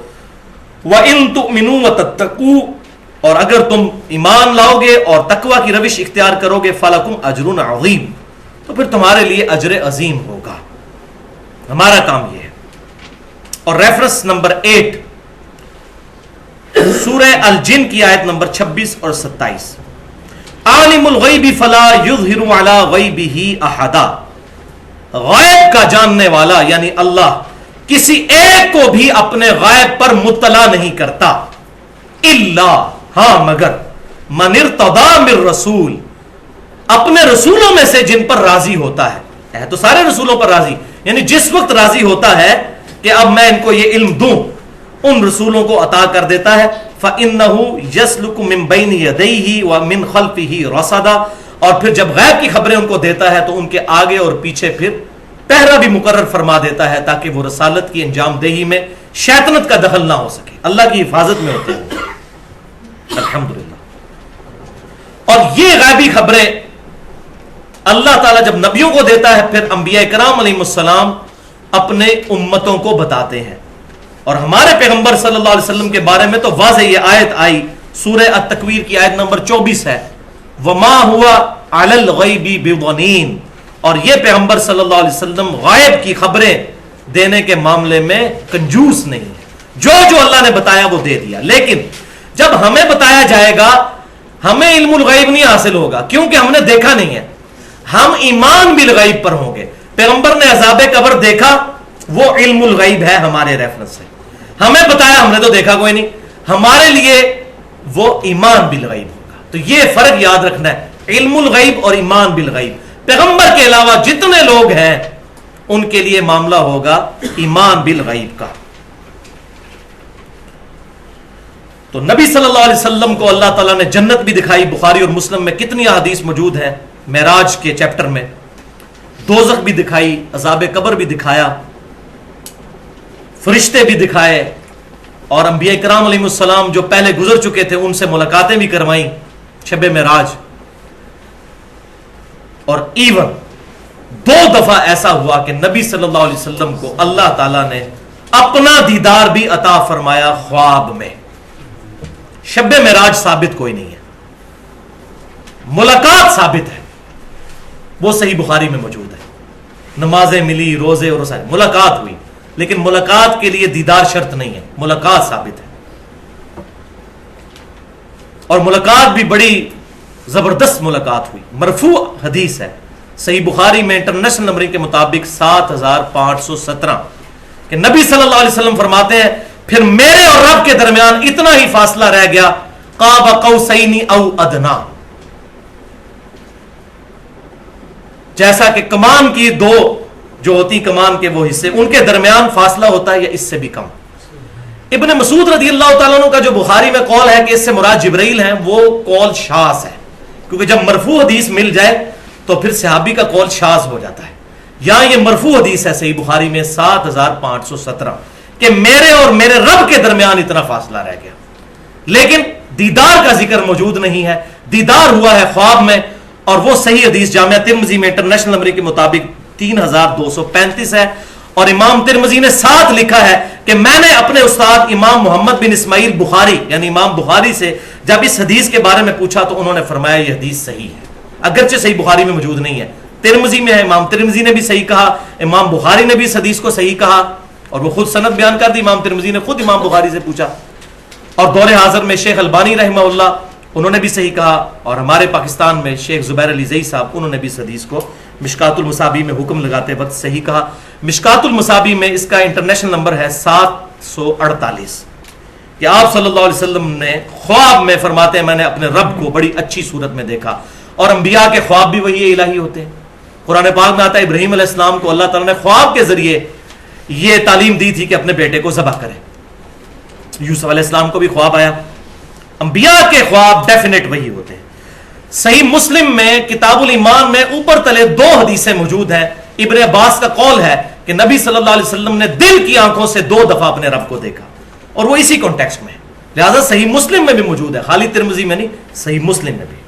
تو یہ بھی میں نے یہاں پر الحمدللہ ایک مسئلہ جو بڑا کنٹروورشل بنا ہوا ہے، اور بریلوی اپنی طرف کھینچ رہے ہوتے ہیں اور اہل حدیث اور دیوبندی اپنی طرف کھینچ رہے ہوتے ہیں، شیعہ اپنا موقف، تو بیسیکلی سارے ہی کچھ نہ کچھ صحیح اور کچھ نہ کچھ غلط کہہ رہے ہوتے ہیں۔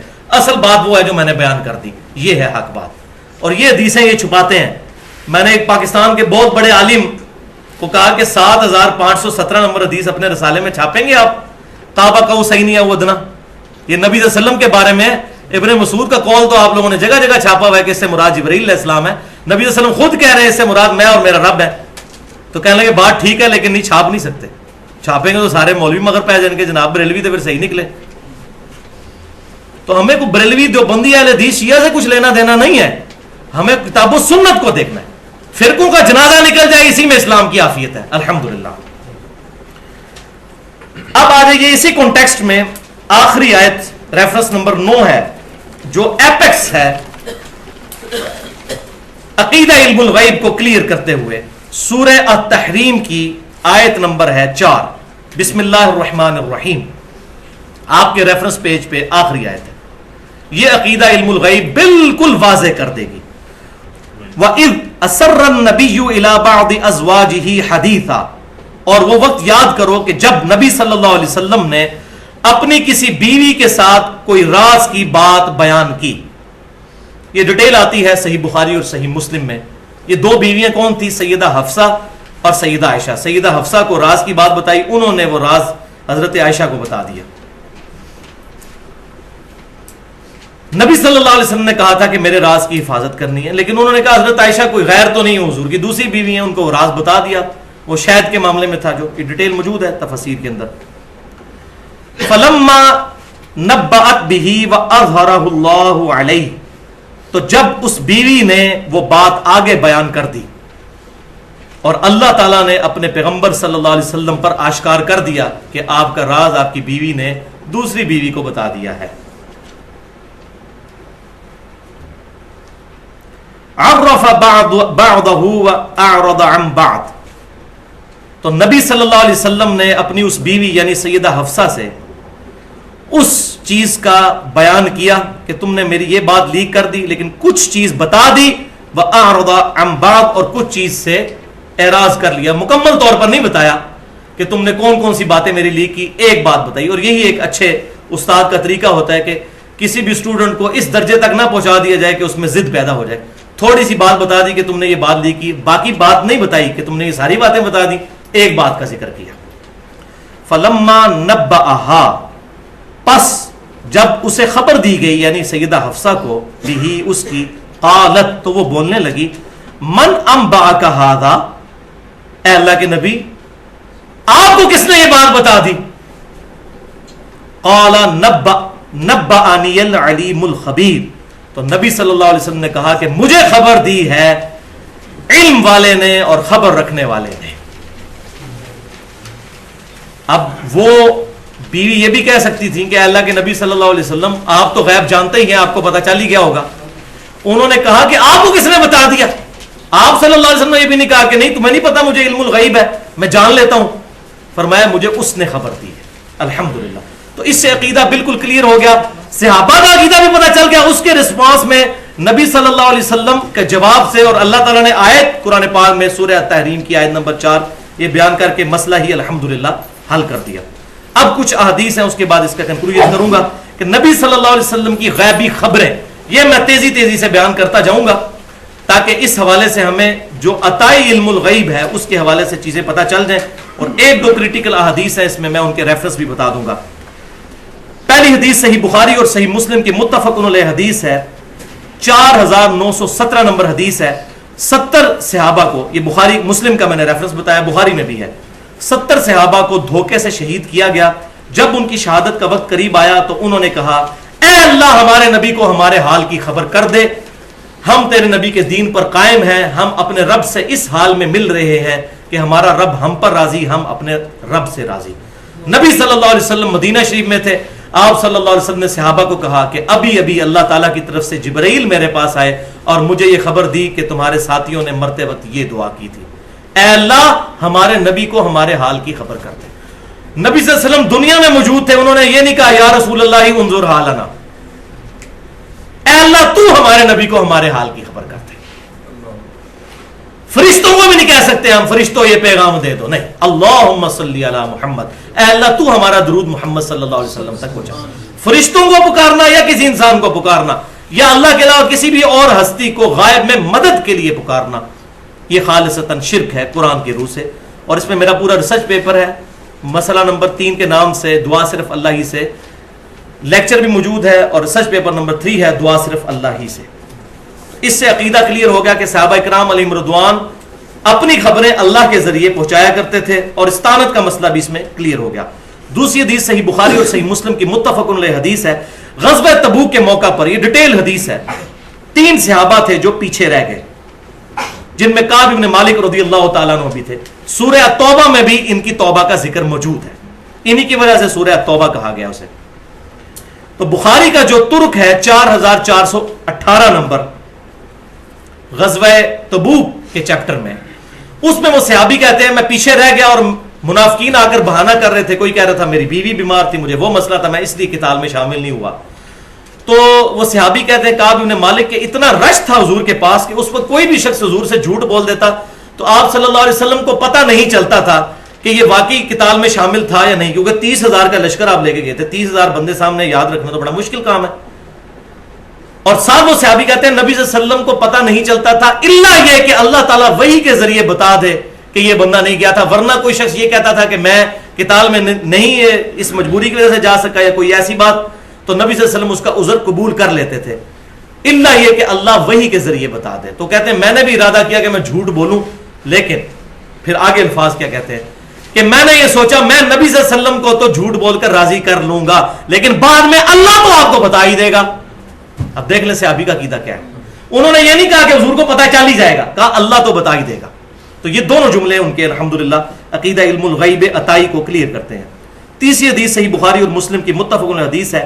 نبی صلی اللہ علیہ وسلم نے فرمایا میں بھی ایک انسان ہوں, جس طرح سنتا ہوں فیصلہ کر دیتا ہوں. تم میں سے بعض لوگ چرب زبان ہوتے ہیں اور اپنے دلائل بڑے مضبوطی کے ساتھ میرے سامنے رکھتے ہیں. ہو سکتا ہے کہ میں ان کے دلائل کی مضبوطی کی وجہ سے ان کے حق میں فیصلہ دے دوں, لیکن میں بھی ایک انسان ہوں. اگر وہ مجھ سے غلط فیصلہ لے کر جا رہا ہے تو اپنے گھر آگ کا ٹکڑا لے کر جا رہا ہے. یعنی وہ مجھے تو دھوکہ دے رہا ہے لیکن اپنے ساتھ کیا کر رہا ہے. تو اب یہ کوئی نہیں کہہ سکتا کہ حضور کو اندروں پتا ہوتا سی, نہیں, نبی کی شان, نبی سلیم الفطرت ہوتا ہے, نبی کی شان سے یہ بعید ہے کہ ان کو اندر خبر ہو اور وہ اس کے مخالفت میں فیصلہ کرتے ہیں, کیونکہ یہ تو پھر دل کے ساتھ جنگ شروع ہو جاتی ہے. آپ کو بھی ایون پتا ہو کہ یہ بندہ مجرم ہے اور دوسرا بے گناہ ہے, آپ بے گناہ کو سزا دے ہی نہیں سکتے, اور پیغمبر تو سلیم الفطرت ہوتا ہے, اندر سے بھی نہیں. آپ نے فرمایا میں ایک انسان ہوں جو سنتا ہوں اس کے اعتبار سے ججمنٹ کر دیتا ہوں. چوتھی حدیث صحیح بخاری اور صحیح مسلم کی متفق علیہ حدیث ہے. بخاری میں 3886 اور مسلم میں 428. واقعہ معراج کے کانٹیکسٹ میں نبی صلی اللہ علیہ وسلم کہتے ہیں جب میں راتوں رات ظاہر معراج کا سفر کر کے آیا تو کافروں نے مجھے جھٹلانا شروع کر دیا اور انہوں نے عجیب و غریب سوال شروع کر دیے. اچھا آپ گئے تھے 1.5-2 مہینے کی مسافت پہ ہے بیت المقدس خانہ کعبہ شریف سے, آپ رات کو وہاں گئے تھے. نبی صلی اللہ علیہ وسلم نے کہا میں گیا تھا, مجھے اللہ لے گیا. ان کا راتوں رات کیسے آ سکتا ہے بندہ واپس آسمانوں سے ہو کے؟ 2 مہینے کا تو سفر صرف زمین ہی ہے. اچھا بتائیں بیت المقدس کے کتنے دروازے ہیں؟ اب جو بندہ ایک دفعہ ہی گیا ہے وہ دروازے تو نہیں گنے, اس کی سیڑھیاں کتنی ہیں, اس کی دیواروں کا کلر کیا ہے. اب یہ نیچے سیڑھیاں ہیں, میں 3 سال سے چڑھ رہا ہوں, اگر آپ مجھے پوچھ رہے ہیں کتنی سیڑھی ہیں تو میں آپ میں سے کوئی بھی نہیں بتا سکتا. تو نبی صلی اللہ علیہ وسلم سے اب یہ انہوں نے چھیڑخانی شروع کر دی. تو آپ صلی اللہ علیہ وسلم کہتے ہیں, مسلم شریف کے الفاظ ہیں 430 نمبر حدیث میں ایک یہ بھی لفظ ہے کہ میں نے شب معراج انبیاء کی امامت کروائی. یہ مسلم شریف میں 430, اسی سے ہم آپ صلی اللہ علیہ وسلم کو امام الانبیاء کہتے ہیں. اور ساتھ یہ کہ میں اتنا غمگین ہوا کہ اعلان نبوت کے بعد کسی بات سے اتنا غمناک نہیں ہوا تھا کہ اب کافر میرا مذاق اڑائیں گے جب میں ان کے سوالوں کے جواب نہیں دے سکوں گا. بس جب یہ مجھ پر حالت ہوئی تو بخاری اور مسلم کے الفاظ ہیں کہ میں حتیم میں کھڑا ہو گیا اور اللہ تعالیٰ نے بیت المقدس کو اٹھا کے میرے سامنے نظروں کے کر دیا. وہ جو مجھ سے پوچھتے جاتے تھے میں دیکھ دیکھ کر بتاتا چلا جاتا تھا. اگر خود غیب جان لیتے ہوتے تو بتا دیتے, اللہ نے ظاہر کر دیا, سامنے آ گیا. اور فرماتے ہیں میں اتنا غمگین ہوا کہ میں کیسے بتاؤں گا. اور یہاں یہ کہہ رہے ہیں شیخ عبد القادر جانی یہاں بیٹھے بتا دیتے ہیں فلاں چیز ہو جاتی ہے, ساڑھے بزرگ فلاں جگہ دیکھ کے بتا دیتے ہیں یہ ہو جاتا ہے. تو میں ان کو پھر کہتا ہوں, میں آپ کے بزرگوں کو اپنا میکینیکل انجینئرنگ کا ایک فارمولہ لکھ کے دیتا ہوں, وہ صفحے پر لکھا ہوا پڑھ کے بتا دیں آپ کے بزرگ یہ لکھا کیا ہوا ہے, جس میں لیٹن لینگویج کے الفاظ بھی موجود ہوں گے, انگلش کے الفاظ بھی موجود ہوں گے, سائی کا سگما کا سمبل, تھیٹا کا سمبل, اس طرح کے کئی سمبل ہیں جس کو وہ پروناؤنس بھی نہیں کر. ان کا دعویٰ ہے نا کہ ہمارے پاس علم لدنی ہے, تو پڑھ کے بتائیں. علم لدنی پہ بھی میں نے 1.5 گھنٹے کی تقریباً گفتگو کی ہے, مسئلہ نمبر 55A کے نام سے. اور کشف اور خواب, یہ انشاءاللہ اگلی دفعہ میں یہ سارے معاملات کو ڈیٹیل کے ساتھ ڈسکس کروں گا. اسی کانٹیکسٹ میں ایک اور حدیث بھی ہے صحیح مسلم میں 7258 کہ نبی صلی اللہ علیہ وسلم کہتے ہیں کہ اللہ تعالیٰ نے میرے لیے ساری زمین سمیٹ دی اور میں نے مشرق و مغرب کو دیکھ لیا جہاں تک میری امت کی حکومت پہنچنی تھی, اور اللہ نے مجھے 2 خزانے عطا فرمائے. وہ خزانے کیا تھے کہ پہلے رومن امپائر گرنی تھی اور پھر اس کے بعد ایرانین امپائر گرنی تھی. دونوں سپر پاورز جو ہیں وہ مسلمانوں کے ہاتھوں فتح ہونی تھی, اور ان کے سارے خزانے کیسر و کسرا کے سیدنا عمر کے دور میں صحابہ اکرام تک پہنچے. آپ صلی اللہ علیہ وسلم کو یہ ساری چیزیں مشرق و مغرب اللہ تعالیٰ نے دکھا دیا. لیکن یہ آپ صلی اللہ علیہ وسلم کے بارے میں خاص. 5ویں حدیث صحیح بخاری اور مسلم کی کرٹیکل ترین حدیث ہے. یہ اکثر لوگ پیش کرتے ہیں, خصوصاً ہمارے بریلوی مکتبہ فکر کے لوگ, لیکن حدیث آدھی بیان کرتے ہیں اور مطلب اپنی مرضی سے نکالتے ہیں. یہ بہت کرٹیکل حدیث ہے کہ نبی صلی اللہ علیہ وسلم ایک دن فجر کے وقت ممبر شریف پر چڑھے, نماز پڑھنے کے بعد ظہر تک آپ نے قیامت تک ہونے والے سارے واقعات بیان کر دیے. پھر زور کی نماز پڑھائی, پھر زور سے عصر, پھر عصر سے مغرب. پورے دن میں آپ صلی اللہ علیہ وسلم نے تمام واقعات بیان کر دیے, اور آپ صلی اللہ علیہ وسلم نے یہاں تک فرما دیا کہ مجھ سے جو کچھ پوچھنا ہے پوچھ لو. تو کہتے ہیں دیکھو آپ صلی اللہ علیہ وسلم کو اللہ تعالیٰ نے ہر چیز کا علم عطا فرما دیا, اس لیے تو آپ فرمایا جو پوچھنا ہے پوچھ لو. اور یہ حدیث آدھی بیان کرتے ہیں آؤٹ آف کانٹیکسٹ. صحیح مسلم میں اس کے 10 طرق کم از کم ہیں. انٹرنیشنل نمبرنگ کے مطابق 6113 سے لے کر 6125 تک پورا ایک چیپٹر ہے کتاب الفضائل چیپٹر میں کہ کثرت کے ساتھ سوالات کرنے کی ممانعت. اصل میں کچھ لوگوں نے نبی صلی اللہ علیہ وسلم کی نبوت سے فائدہ اٹھاتے ہوئے آپ صلی اللہ علیہ وسلم سے عجیب و غریب سوال کرنے شروع کر دیے اپنے دنیاوی معاملات کے اندر. اب نبی کا کام یہ نہیں ہوتا. جس طرح ادھر بھی لوگوں کو کسی بزرگ کے پاس دسو جی میرا بیاہ کدوں ہوئے گا, چلے جاتے ہیں نا, میری شادی کب ہوگی. اس قسم کے سوالات اس وقت کچھ مسلمانوں میں منافقین گھسے ہوئے تھے, انہوں نے نبی صلی اللہ علیہ وسلم کو تنگ کرنا شروع کر دیے. تو آپ صلی اللہ علیہ وسلم ایک دن جلال میں آئے اور ممبر پر چڑھے. مسلم میں یہ میں نے حوالہ بھی دے دیا, 10 طرق موجود ہیں, وہ ساری احادیث پڑھ کے دیکھیں. آپ صلی اللہ علیہ وسلم ممبر پر چڑھے اور آپ صلی اللہ علیہ وسلم نے جلال کے عالم میں یہ خطبہ دیا, اور آپ صلی اللہ علیہ وسلم نے سارے یہ قیامت تک ہونے والے حالات بیان کیے, اور پھر فرمایا جب تک میں اس ممبر پر کھڑا ہوں مجھ سے جو پوچھنا چاہتے ہو پوچھ لو. اب یہ شرط لگا دی, جب تک اس ممبر پر کھڑا ہوں. کیوں؟ اللہ نے آپ کو کھڑا کیا تھا, جیسے حتیم میں کھڑا کیا اور بیت المقدس دکھا دیا. یہاں پر آپ صلی اللہ علیہ وسلم سے منافقین کی ایلیگیشن دور کرنے کے لیے فرمایا ممبر پر چڑھیے, جو سوال پوچھیں گے اللہ تعالیٰ آپ کے دل پر القاء کرتا چلا جائے گا. اس میں الفاظ موجود ہیں. اور صحابہ کہتے ہیں کہ ہم لوگ زاروں کتار رو رہے تھے اور ڈرے ہوئے تھے کیونکہ حضور جلال میں تھے. تو ایک صحابی کھڑے ہوئے, انہوں نے کہا یا رسول اللہ بتائیے کہ میرا باپ کون ہے؟ عبداللہ بن حذافہ. دیکھیں کتنا بڑا سوال اس نے کیا, کوسچن آف ڈی این اے. کوئی نہیں بتا سکتا. آج تو چلے کوئی سائنٹیفکلی کسی حد تک کوئی اندازہ لگا لے, اس وقت تو نہیں. تو آپ صلی اللہ علیہ وسلم نے فرمایا تیرا باپ حذافہ ہے, یعنی وہ جو ان کے والد تھے وہی والد تھے. ان کے بارے میں لوگوں نے مشہور کر دیا تھا یہ ولد الحرام ہے, معاذ اللہ. اس طرح ایک اور صحابی کھڑے ہوئے, انہوں نے بھی سوال کیا. پھر سیدنا عمر رضی اللہ تعالیٰ عنہ کھڑے ہوئے اور گھٹنوں کے بھل حضور صلی اللہ علیہ وسلم کے سامنے گھٹنے ٹیکے اور کہا رضیت باللہ ربا وبالاسلام دینا وبمحمد نبیا. ہم اللہ کے رب ہونے پر راضی, اسلام کے دین ہونے پر راضی, محمد صلی اللہ علیہ وسلم کے نبی ہونے پر راضی ہیں. یا رسول اللہ ممبر سے اتر آئیے. پھر آپ صلی اللہ علیہ وسلم ممبر سے اترے. آپ صلی اللہ علیہ وسلم جلال کے عالم میں منافقین کے اعتراضات کے جوابات دینے کے لیے, اور فرمایا جب تک میں یہاں پر کھڑا ہوں. اس میں امپلائڈ ہے کہ اللہ تعالیٰ, اور اس میں آگے الفاظ بھی موجود ہیں کہ آج جو اللہ تعالیٰ نے مجھے آبزرویشن کروائی آج سے پہلے کبھی نہیں کروائی تھی. اللہ کی قسم میں نے جنت اور دوزخ بھی بالکل اپنے سامنے دیکھ لی. تو اس میں بتایا جا رہا ہے کہ آپ صلی اللہ علیہ وسلم خود کہہ رہے ہیں مجھے آج ایسی آبزرویشن کروائے گی جب تک ممبر پہ موجود ہوں, جو مجھ سے پوچھنا ہے پوچھ لو. یہ بالکل اسی طریقے سے جیسے فرمایا بیت المقدس کے معاملے میں کہ بیت المقدس میرے سامنے کر دیا جب تک میں حتیم میں کھڑا تھا. یہ حدیث ہے جس کے اوپر ساری کی ساری بدعقیدگی کھڑی کرنے کی کوشش کی گئی. میں نے اس کی اپروپریٹ الحمدللہ جو سلوشن ہے وہ بتا دیا. چھٹی حدیث صحیح مسلم کی, وہ میں پہلے بیان کر چکا کہ نبی صلی اللہ علیہ وسلم نے غزوہ بدر کے موقع پر مقتولین کی اشارے فرما دیے تھے, کل یہاں لاش ہوگی فلاں کی, فلاں کی یہاں ہوگی, فلاں کی یہاں. 7ویں حدیث صحیح بخاری میں جو بھی پہلے بیان ہو چکی کہ غزوہ موتا کے موقع پر آپ صلی اللہ علیہ وسلم نے لائیو کمنٹری کئی سو میل دور سے دی کہ اب زید شہید ہو گئے, اب جعفر شہید ہو گئے, عبداللہ ابن رواحہ شہید ہو گئے, اب خالد ابن ولید, اللہ کی تلواروں میں سے ایک تلوار رضی اللہ عنہم اجمعین, ان کے ہاتھ پر اللہ تعالیٰ نے فتح دی ہے. 8ویں حدیث صحیح بخاری اور مسلم کی متفق علیہ حدیث, وہ بھی میں پہلے بیان کر چکا. غزوہ خیبر کے موقع پر فرمایا کل اس شخص کے ہاتھ میں جھنڈا دوں گا جو اللہ سے محبت کرتا ہے, اللہ سے اور اس کے رسول سے, اور اللہ اور اس کا رسول صلی اللہ علیہ وسلم اس سے محبت کرتے ہیں. اور سیدنا علی کو وہ جھنڈا ملا. اور مسلم کے الفاظ ہیں حضرت علی کے فضائل کے چیپٹر میں کہ میں پوری زندگی سیدنا علی پر رشک کروں گا کہ وہ جھنڈا اس دن علی کو ملا اور مجھے نہیں ملا. تو وہ اللہ نے فتح دی. 9ویں حدیث بخاری اور مسلم کی متفق علیہ حدیث ہے. آپ صلی اللہ علیہ وسلم نے اپنی وفات کے 26 سال بعد کا واقعہ بیان کر دیا. سیدنا عمار ابن یاسر سے فرمایا عمار افسوس اے سمیہ کے بیٹے, تجھے ایک باغی جماعت قتل کرے گی, تو ان کو اللہ کی طرف بلا رہا ہوگا اور وہ تجھے دوزخ کی طرف بلا رہی ہوگی. اور سیدنا عمار ابن یاسر رضی اللہ تعالیٰ عنہ جنگ صفین میں مولا علی رضی اللہ تعالیٰ عنہ, مولا سے مراد دلی محبوب جیسے ہم علماء کے لیے بھی کہتے ہیں, اور یہ حدیث متواترہ ہے من کنت مولاہ فہذا علی مولا, جامعہ ترمذی میں, جس کا جگری دوست میں اس کا جگری دوست علی.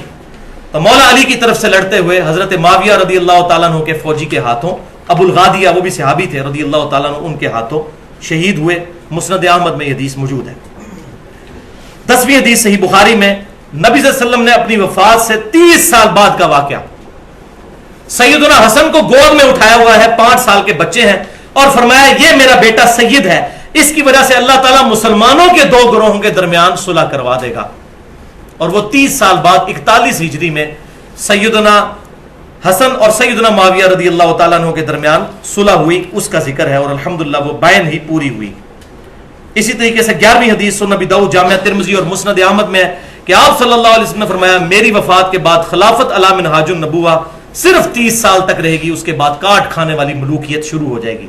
اور ایگزیکٹ 30 سال صلح حسن پر 41 ہجری ربیع الاول میں پورے ہوتے ہیں. یہ بشارت بھی پوری ہوئی. پھر اپنی وفات سے 50 سال بعد مسند احمد میں صحیح سند کے ساتھ یہ 12ویں حدیث کہ آپ صلی اللہ علیہ وسلم نے حضرت حسین کو اٹھایا ہوا ہے, اور حضرت جبرائیل علیہ السلام نے آ کر بتایا کہ آپ کی امت اس کو فرات کے کنارے پیاسا شہید کر دے گی. اور آپ صلی اللہ علیہ وسلم نے امت کو خبر دی اپنی وفات کے 50 سال بعد 61 ہجری میں ہونے والے واقعے پر. اس کی ڈیٹیل میں بھی جانے کی ضرورت نہیں, اس پہ میرے 2 لیکچر ہیں. مسئلہ نمبر 61 کے نام سے حسینیت اور یزیدیت کا تحقیقی جائزہ, 2 گھنٹے اور 22 منٹ کی گفتگو, اور مسئلہ نمبر 55B کے نام سے 2 گھنٹے اور 48 منٹ کی گفتگو ہے، حدیث قرطاس اور وصی رسول کون ہے، اہل سنت پاک.com پر۔ اب جناب 10 سے 12 منٹ کی گفتگو رہ گئی ہے، لیکن یہ ہے کنکلوژن آج کی پوری گفتگو کا انشاءاللہ، 12 منٹ سے زیادہ نہیں ہوں گے۔ ایک دفعہ دروشی پڑھ لیجئے، اللہم صلی علی محمد وعلی آل محمد کما صلیت علی ابراہیم وعلی آل ابراہیم انک حمید مجید، اللہم بارک علی محمد وعلی آل محمد کما بارکت علی ابراہیم وعلی آل ابراہیم انک حمید مجید۔ تو آج کی گفتگو کا کنکلوژن یہ ہے کہ علم الغیب صرف اللہ جانتا ہے، اور اللہ جب چاہتا ہے نمبر 1، نمبر 2 جو چاہتا ہے، نمبر 3 جتنا چاہتا ہے، اپنے پیغمبروں کو علم الغیب عطا فرما دیتا ہے، صرف پیغمبروں کو علیہ السلام۔ اب اللہ اور انبیاء کرام علیہ السلام کے جو علم الغیب ہے اس کا سٹیٹس کیا ہے، وہ 3 فرق یاد رکھیے، یہ ٹیکنیکل گفتگو ہے۔ 3 فرق۔ پہلا فرق، اللہ کا علم ذاتی ہے، جبکہ نبی صلی اللہ علیہ وسلم کا علم عطائی ہے، اللہ کے بتانے پر ہے، خود سے نہیں ہے۔ نمبر 2، اللہ کا علم لامحدود ہے، جبکہ نبی صلی اللہ علیہ وسلم کا علم محدود ہے، جتنا اللہ نے بتایا اتنا پتا ہے، جیسا کہ قیامت کا علم نہیں بتایا اور آپ نے خود کہہ دیا کہ میرے پاس علم نہیں ہے۔ باقی ہر چیز کے بارے میں نہیں کہنا چاہیے کہ نبی کو یہ نہیں پتا تھا، یہ نہیں پتا تھا، جو واضح ہو جائے اس کے بارے میں آپ وثوق سے کہہ سکتے ہیں۔ تیسرا فرق کہ اللہ کا علم قدیم ہے اور نبی صلی اللہ علیہ وسلم کا علم حادث ہے۔ یہ علم الکلام کی ٹرمز ہیں، علم الکلام کو سمجھنا ہے تو اپنی نوعیت کی منفرد گفتگو میں نے 50 منٹ کی ہے، مسئلہ نمبر 41 کے نام سے، نور من نور اللہ وحدت الوجود اور علم الکلام۔ وہ اہل سنت پاک.com پہ سنی جا سکتی ہے اور دیکھی جا سکتی ہے علم الکلام کے حوالے سے۔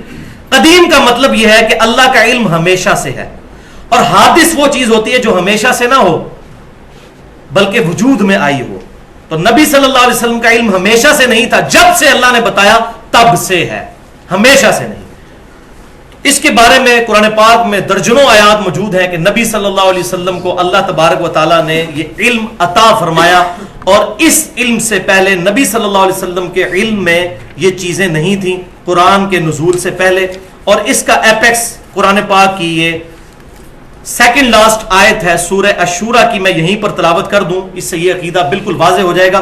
یہ سب سے سخت آیت ہے، ویسے تو آیات بہت ہیں لیکن یہ آیت بہت واضح ہے۔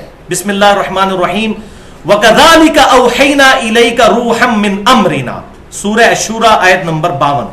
اے محبوب صلی اللہ علیہ وسلم، بالکل اس طریقے سے جس طرح میں نے پہلے پیغمبروں کی طرف وحی بھیجی، آپ کی طرف بھی میں نے اپنی طرف سے وحی بھیجی۔ مَا كُنْتَ تَدْرِي مَا الْكِتَابُ وَلَا الْإِيمَانُ، اس قرآن کے نزول سے پہلے نہ تو آپ یہ جانتے تھے کہ کتاب کیا ہے اور نہ ایمان کی تفصیلات آپ جانتے تھے۔ بیسک ایمان تو ہے، پوٹینشلی تو ہر نبی پیدائشی طور پر ایمان والا ہی ہوتا ہے اعلان نبوت سے پہلے، لیکن اس کی ڈیٹیلز نہیں اس کتاب سے پہلے۔ ما کنت تدری ما الکتاب ولا الایمان، اس کتاب کے آنے سے پہلے آپ نہ تو کتاب کا علم جانتے تھے نہ ایمان۔ ولیکن جعلناہ نورا نہدی بہ من نشاء من عبادنا، بلکہ اللہ تعالیٰ اپنے بندوں میں سے جس کو چاہتا ہے اس کے لیے وحی کے ذریعے یہ علم آشکار کر دیتا ہے، جیسا کہ آپ صلی اللہ علیہ وسلم کی طرف کیا۔ وَإِنَّكَ لَتَهْدِي إِلَىٰ صِرَاطٍ مُسْتَقِيمٍ، اور اب بے شک آپ بھی لوگوں کو ہدایت کے راستے کی طرف، صراط مستقیم کی طرف رہنمائی کرتے ہیں۔ الحمدللہ، تو آپ صلی اللہ علیہ وسلم کو بھی اس کتاب سے اللہ تبارک و تعالیٰ نے کامل ہدایت تک پہنچایا۔ جبلی بیسک ہدایت تو پیغمبر کو ہوتی ہے، لیکن اس کتاب کے ذریعے آپ صلی اللہ علیہ وسلم کا علم اور یہ تمام کی چیزیں بتدریج جو ہیں وہ کھل کر سامنے آئی۔ الحمدللہ۔ اب اگلی دفعہ جو گفتگو ڈسکس ہونی ہے اس کے کنٹیکسٹ میں میں بس آخر میں ایک حدیث بیان کر دوں۔ یہ حدیث ہے صحیح بخاری میں، اور یقین کریں میں حدیث بیان کرتے ہوئے ڈر رہا ہوں، بالکل عقیدہ کلیئر کرنے والی۔ صحیح بخاری 7018 نمبر حدیث، کتاب التعبیر چیپٹر میں، خوابوں کی تعبیر والے چیپٹر میں۔ ڈیٹیل تو انشاءاللہ خوابوں اور کشف کی اگلی دفعہ ہوگی، اور یہ کتاب الشہادات چیپٹر میں بھی صحیح بخاری میں موجود ہے۔ 7018 نمبر ہے کتاب التعبیر کا طرق صحیح بخاری میں جو میں بیان کر رہا ہوں. ام الاعلیٰ رضی اللہ تعالیٰ عنہ کہتی ہیں کہ عثمان بن مظعون رضی اللہ تعالیٰ عنہ ایک بوڑھے صحابی تھے، ان کی میں خدمت کیا کرتی تھی، بڑے نیک صحابی تھے. ان کو موت آ گئی. جب ان کو موت آئی تو نبی صلی اللہ علیہ وسلم ہمارے پاس تشریف لائے، تو میں نے عثمان بن مظعون رضی اللہ تعالیٰ عنہ کے بارے میں ان کی میت کو مخاطب کرتے ہوئے کہا، اے عثمان بن مظعون، اللہ آپ پر رحم فرمائے، میں اللہ کے حضور گواہی دیتی ہوں کہ اللہ تعالیٰ نے آپ کی بڑی عزت افزائی فرمائی ہے. تو نبی صلی اللہ علیہ وسلم پاس کھڑے تھے. آپ نے فرمایا تجھے کس نے بتا دیا کہ اس کے لیے بہت عزت افزائی ہے؟ حالانکہ صحابی تھے، کہنے والی بھی صحابی ہے. تو صحابیہ ڈر گئی، انہوں نے کہا اللہ کی قسم یا رسول اللہ میں نے اپنی طرف سے ایک بات کر دی. پھر آپ صلی اللہ علیہ وسلم نے اس پر ایک جملہ بولا. آپ صلی اللہ علیہ وسلم نے فرمایا کہ عثمان بن مظعون اپنی موت کے ذریعے علم الیقین کو حاصل کر چکا، یعنی آخرت میں پہنچ چکا. میں بھی اللہ سے اس کے لیے خیر کی امید کرتا ہوں، لیکن اللہ کی قسم حالانکہ میں اللہ کا رسول ہوں، مجھے نہیں پتا کہ اس کے ساتھ کیا معاملہ ہوگا، تمہارے ساتھ کیا معاملہ ہوگا اور میرے ساتھ کیا معاملہ ہوگا. اب ذرا شیخ عبد القادر جیلانی رحمۃ اللہ علیہ اور باقی صوفیاء کو فٹ ان کریں ذرا اس کے اندر. وہ کہتے ہیں جی وہ کھڑے ہو جائیں گے، جی معین الدین چشتی صاحب کھڑے ہوں گے جنت کے دروازے پر اور پکڑ پڑ کے مریدوں کو اندر کر رہے ہوں گے. ادھر صحابی کے بارے میں، اب اس کے بعد ام الاعلیٰ کا عقیدہ، اور آج کے بعد ہم بھی اپنا عقیدہ صحیح کر لیں اور ان بدبختوں کو بتائیں جن کے عقیدوں میں خرابیاں آ چکی ہیں. اس کے بعد ام الاعلیٰ کہتی ہیں اللہ کی قسم میں نے اس دن نیت کی میں آج کے بعد کسی کے مرنے پر کوئی پازیٹیو اس طرح کے کمنٹس نہیں کروں گی کہ بڑا نیک آدمی تھا، اللہ کو پتا. اسی لیے میں کہتا ہوں داڑھیوں اور پگڑیوں اور شکلوں سے دھوکہ نہ کھائیں. اتنے بڑے بڑے بدماش ہیں جو اپنی شکلوں کے ساتھ دھوکہ دے رہے ہیں لوگوں کو. کتاب و سنت کو حق مانیں. میری بات بھی اتھارٹی نہیں ہے، میں ہر چیز ریفرنس سے بیان کر رہا ہوں. میں تو زیرو ریفرنس الحمدللہ کتاب و سنت کا اس کے بہاف پہ ہم کانفیڈنٹ ہو کے کہتے ہیں ہاں یہ حق ہے. وہ اپنے آپ کو حق نہیں کہہ رہے ہوتے، کتاب کو حق کہہ رہے ہوتے ہیں، سنت کو حق کہہ رہے ہیں. وہ تو ہمارے امام کا تقاضا ہے. اس میں اگر ہم ڈاؤٹ فل ہوں گے پتہ نہیں ہے کہ نہیں ہے تو خود ہی بے ایمان ہو جائے. ام الاعلیٰ کہتی ہے میں بڑی غمناک ہوئی تو پھر میں نے خواب دیکھی اور مجھے خواب میں جنت میں ایک چشمہ دکھایا گیا اور بتایا گیا کہ یہ عثمان کا چشمہ ہے، عثمان بن مظعون رضی اللہ تعالیٰ عنہ. ایک وہ ہے جو خلیفہ راشد ہے عثمان بن عفان، یہ وہ نہیں ہے. تو میں نے نبی صلی اللہ علیہ وسلم سے اس خواب کا ذکر کیا تو آپ صلی اللہ علیہ وسلم بھی خوش ہوئے اور آپ نے فرمایا یہ عثمان کا عمل ہے. یعنی آپ صلی اللہ علیہ وسلم نے تصدیق فرما دی کہ ہاں اب یہ خواب کے ذریعے جو تجھے خبر دی گئی ہے یہ حق ہے. تو یہی یاد رکھیں بخاری اور مسلم کی متفق علیہ حدیث ہے کہ میری وفات کے بعد نبوت کی خبروں میں سے صرف مبشرات باقی ہیں. صحابہ نے پوچھا یہ مبشرات کیا ہیں تو فرمایا خواب. اور صحیح مسلم کی حدیث ہے کہ خواب یا شیطان کی طرف سے ہوگا یا اللہ کی طرف سے. یہ نہیں ہے کہ جس کو جو خواب آیا وہ صحیح ہوگا، وہ واقعہ ہونے کے بعد. لہذا کشف، الہام اور اس طرح کی کوئی چیزیں اس امت میں نہیں ہے. خواب ایک ذریعہ ہے اور وہ بھی جب واقعہ ہو جائے گا. تو یہ نہیں ہے کہ بریلوی دیوبندیوں کے خوابوں کو نہیں مانتے، دیوبندی بریلویوں کو نہیں مانتے، یہ دونوں اہل حدیثوں کے خوابوں کو نہیں مانتے، اہل حدیث ان کے خوابوں کو، اہل تشیع سارے اہل سنت کے خوابوں کو ریجیکٹ کرتے ہیں. یہ خواب نہیں. وہ میں اگلی دفعہ بتاؤں گا کہ اس کا اپروپریٹ عقیدہ کیا ہونا چاہیے. اللہ تعالیٰ سے دعا ہے جو حق بات میں نے کہی اللہ تعالیٰ ہمارے دلوں میں راسخ فرمائے. اگر جذبات میں میرے منہ سے کوئی غلط بات نکل گئی تو اللہ تعالیٰ ہمارے دلوں سے معاف کر دے. ہمیں کتاب و سنت کی تعلیمات پر عمل کر کے دوسرے بھائیوں تک پہنچانے کی توفیق عطا فرمائے. سبحانک اللہم و بحمدک اشہد ان لا الہ الا انت استغفرک و اتوب الیک وما علینا الا البلاغ المبین.